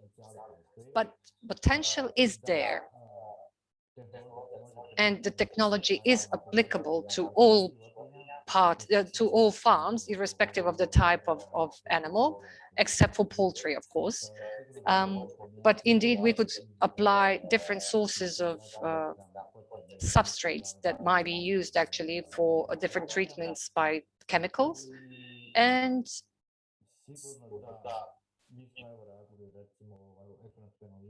we did an economic analysis on the sample of 50 cubic meters, a daily capacity of 50 cubic meters. And from 1 cubic meter, you could generate about 7 kilograms of the product. So it depends on a number of elements and inputs, and the price of technology that is not low. So it is about the whole investments was around 150,000 euros, which is not affordable to our small farmers. So one of the outputs for our decision makers was to enable better support to small farmers in terms of recycling. But can you tell me what's the interest on the part of our farmers for this? And this is the last question for you. Knowing the entire situation, it is surprising that we have such an interest, because we had a number of activities in addition to some formal channels, presentations, open day, etc. We had some additional contacts with those who were interested for this technology and the possibility of obtaining it. So I hope that this answers your questions. And I believe this technology is not applicable unless you use the system of collection of waste and sorting it by machines. Yes, absolutely. I believe this association here is of key importance if small farms would like to engage in this way of processing waste, and it is recommendable for huge capacities. Okay, I would now go back to the presentation or results of FeedMed project. Zlatan, I'm not sure whether you saw the questions. Yes, I can answer right now. I can answer to Ms. Harissa. The question was related to whether there were SMEs, examples that have the required knowledge in terms of project tools. It was our pleasure. Last year we had business finance meetings here in Sarajevo, and after these meetings we received feedback stating that there was cooperation established and certain things were implemented in the field. So the company that was represented in the meeting received the required funds. And as for the results, we also have the information that 3 additional companies applied for these funds, and the results, we don't know the results of this application, and we do not have any evaluation, but certainly there are positive examples. And we sent our reports to the Secretariat, and they were positively assessed. And that was Samir's question.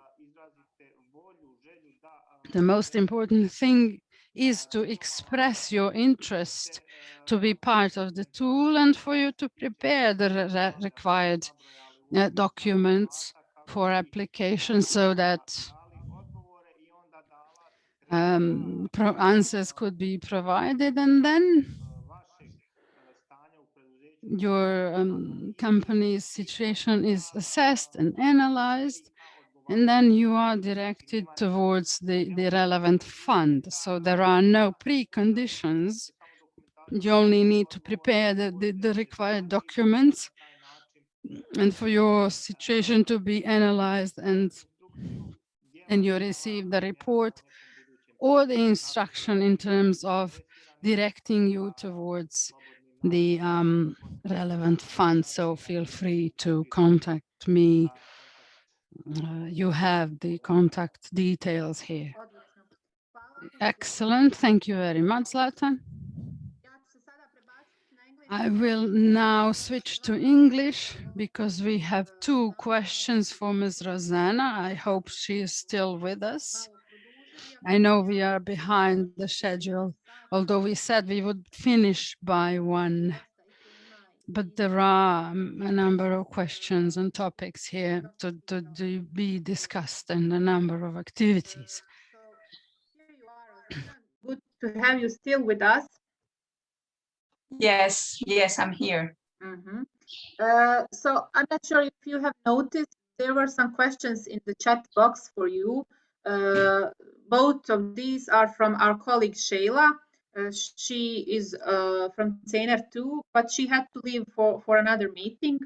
And she asked if you could give your opinion on using biodegradable plastic as primary packaging for food sector in the context of Balkan countries. She says that Balkan countries in general lack the end-of-life infrastructure for biodegradables. And she noticed that many Balkan companies are heading towards biodegradables for their products, but what she is worried about is the lack of awareness on the final treatment. I hope the question was clear. I didn't manage to chat with her, so I hope the question is clear. If not, Yes. we can deal with it later. Yes, thank you, Nadira. The question is very clear, and this is a challenge not only in the Balkans but also in the rest of Europe, because the development of new materials and its incorporation in the markets is more developed than the waste management stage. So this is a problem in general for all of us, and it is not so problematic on the farm stage. We have the solutions that we have tested here in Andalusia for greenhouse mulching, compostable mulching, and other staking elements is not a problem, because we mix this waste with organic waste from crops, and they are sent directly to the waste treatment plant. So there's no problem with these compostable materials. But it's true that for the packaging food industry, it can be a problem, because then we have the consumer who must deal with this waste, and who doesn't know many times where he can throw this waste, whether in the bin of organic or the bin of plastic. And there's confusion, a lot of confusion about it. And also there is nowadays, I think there's no EU law in place applying for bio-based, biodegradable or compostable plastics in a comprehensive manner. This is an issue that very much worried the European Commission. We had a meeting with DG Environment in the framework of rain waste project, and they were very worried about this issue. And in fact, there's a forthcoming policy framework on bio-based, biodegradable and compostable plastics. So the European Commission is working on it. It was some months ago, and we've already finished the project. So maybe I'm not quite sure whether this forthcoming policy framework is updated or not. But at that time, it wasn't yet out. So it is an important question. Yes. Good. Thank you. Good to know that the European Commission is developing policy framework that will serve as a guideline for us too. I will switch to Bosnian now again. Gospodine Cero, jeste li vi htjeli nešto da... Mr. Cero, did you want to ask something, to add something? I can see that you've raised your hand. Yes, I've turned my mic on. So I'll be brief. And as far as I could, I listened to all the participants in the webinar, and I got a lot of useful information. But I would like to share something with you that I find particularly important and that we failed to mention. I think it's important to understand the linkage with the notions or specific examples that we gave. It's important to understand the following. The state, the society must be at a certain level of economic development in order to develop circular economy project. In other words, if something that we all know, the problem of community waste management. And when I say waste, I say resource efficiency, energy efficiency. That's related to this topic at the level of the community waste that we all generate.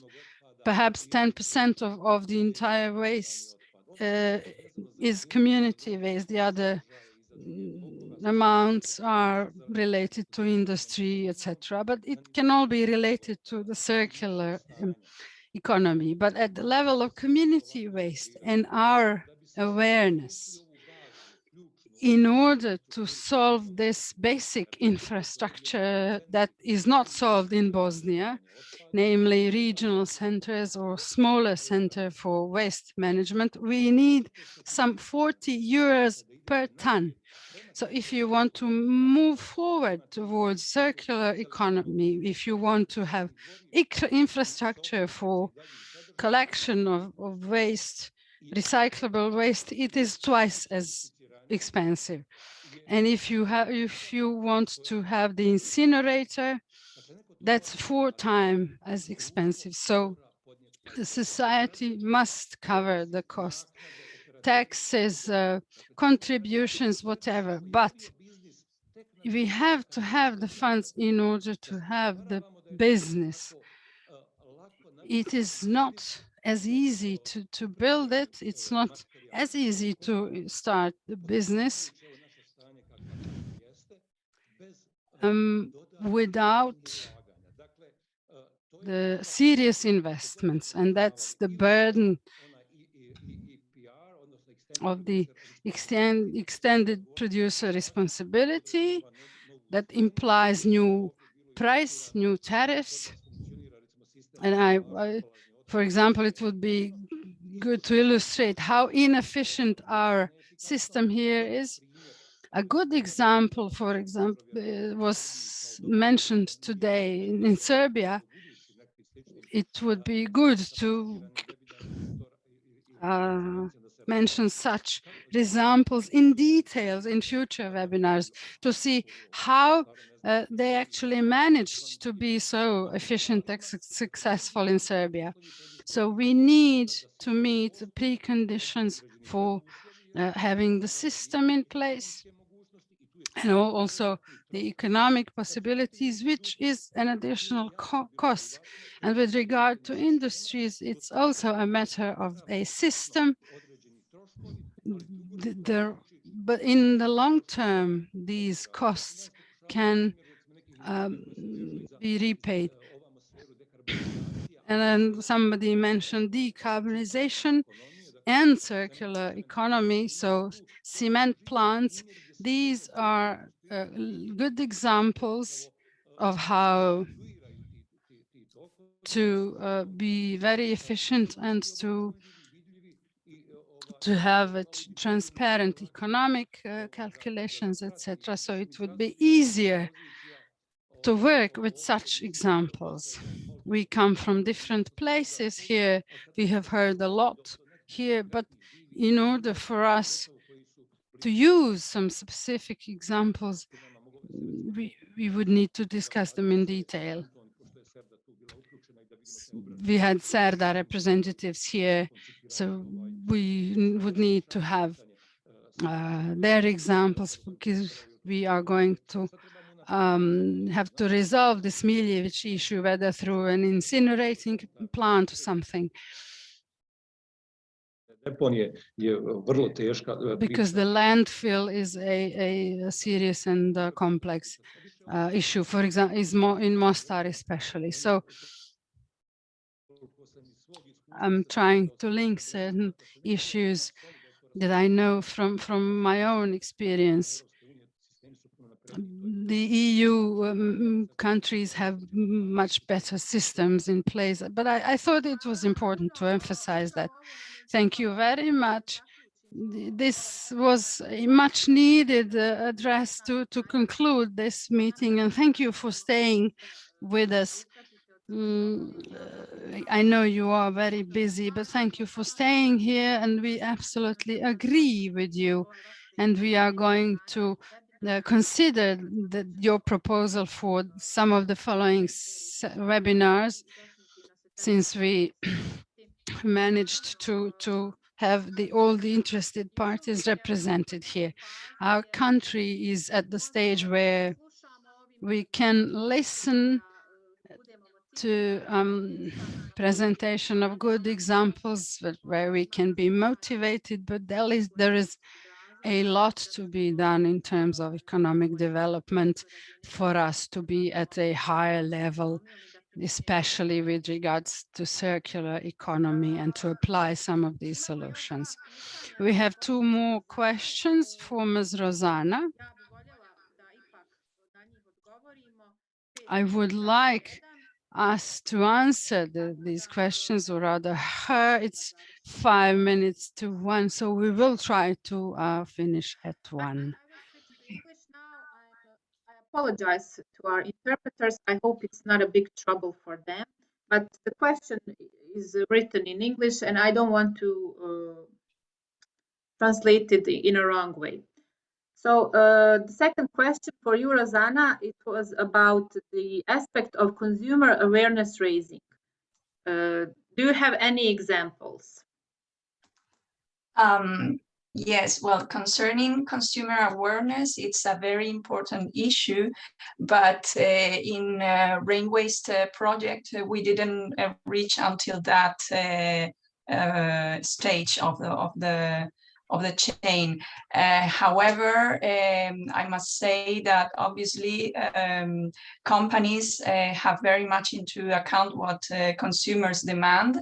So it is very important for us as citizens and as consumers to ask for more sustainable products, and also the other way around, to raise consumer awareness and information about new materials, new solutions, and the possibility to reduce inorganic waste, and also to change the ways we consume in order to be more circular. It is a very important issue, but it's true that I have no examples because the rain waste project didn't work on it.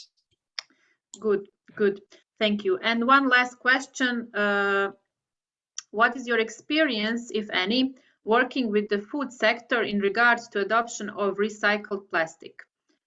My colleague Shayla noticed that many companies are worried about the food and about the health and safety aspects.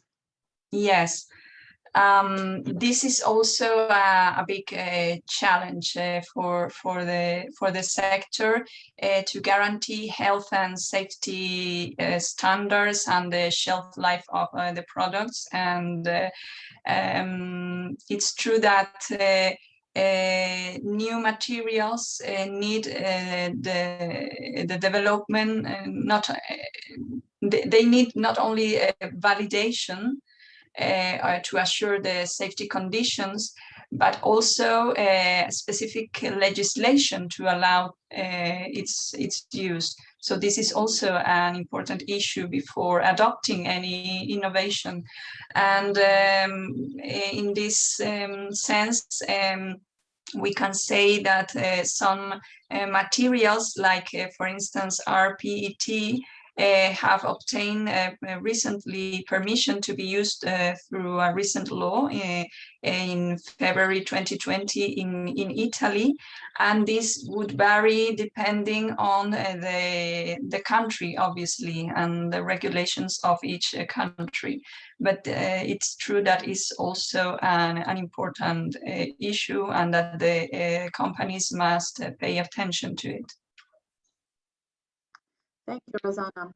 Thank you. U redu, završili smo sad. Okay, we have reached the end of our discussions. I believe there are no more questions. It's almost 1 o'clock and we are pretty tired, all of us. I would like to use the 2 remaining minutes to thank Mr. Ceric, Mrs. Delic, Mr. Oprashic for the introductory words. Thank you all for the time you found for this webinar. It means a lot to us. So thank you to all the panelists.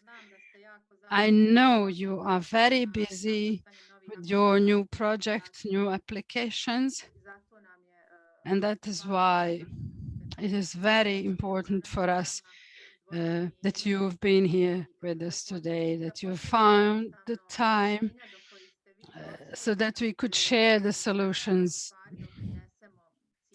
and that we can all contribute to our community and to outreach the general public with these solutions. The goal of this webinar was to inspire and motivate all of us to think in a different way, to think about innovation and new incentives that could do something different for consumers in this country. And I believe the situation is quite the same in the region as well. So that was the primary goal, as well as connecting all the interested parties. We will resume our work in the autumn. In September, we are going to organize a workshop. This was just an introduction for this workshop, and we will contact you with material. Many of you asked for presentations and materials. We will make a package and email it to you. We do have your email addresses. There are some messages in the chat box. Thank you very much. There were participants from Montenegro, Croatia, and Serbia, from different institutions. I would like to thank all of you, and not to waste any more of your time. I hope it was all well, and I hope to see you in person soon. Thank you very much, and goodbye.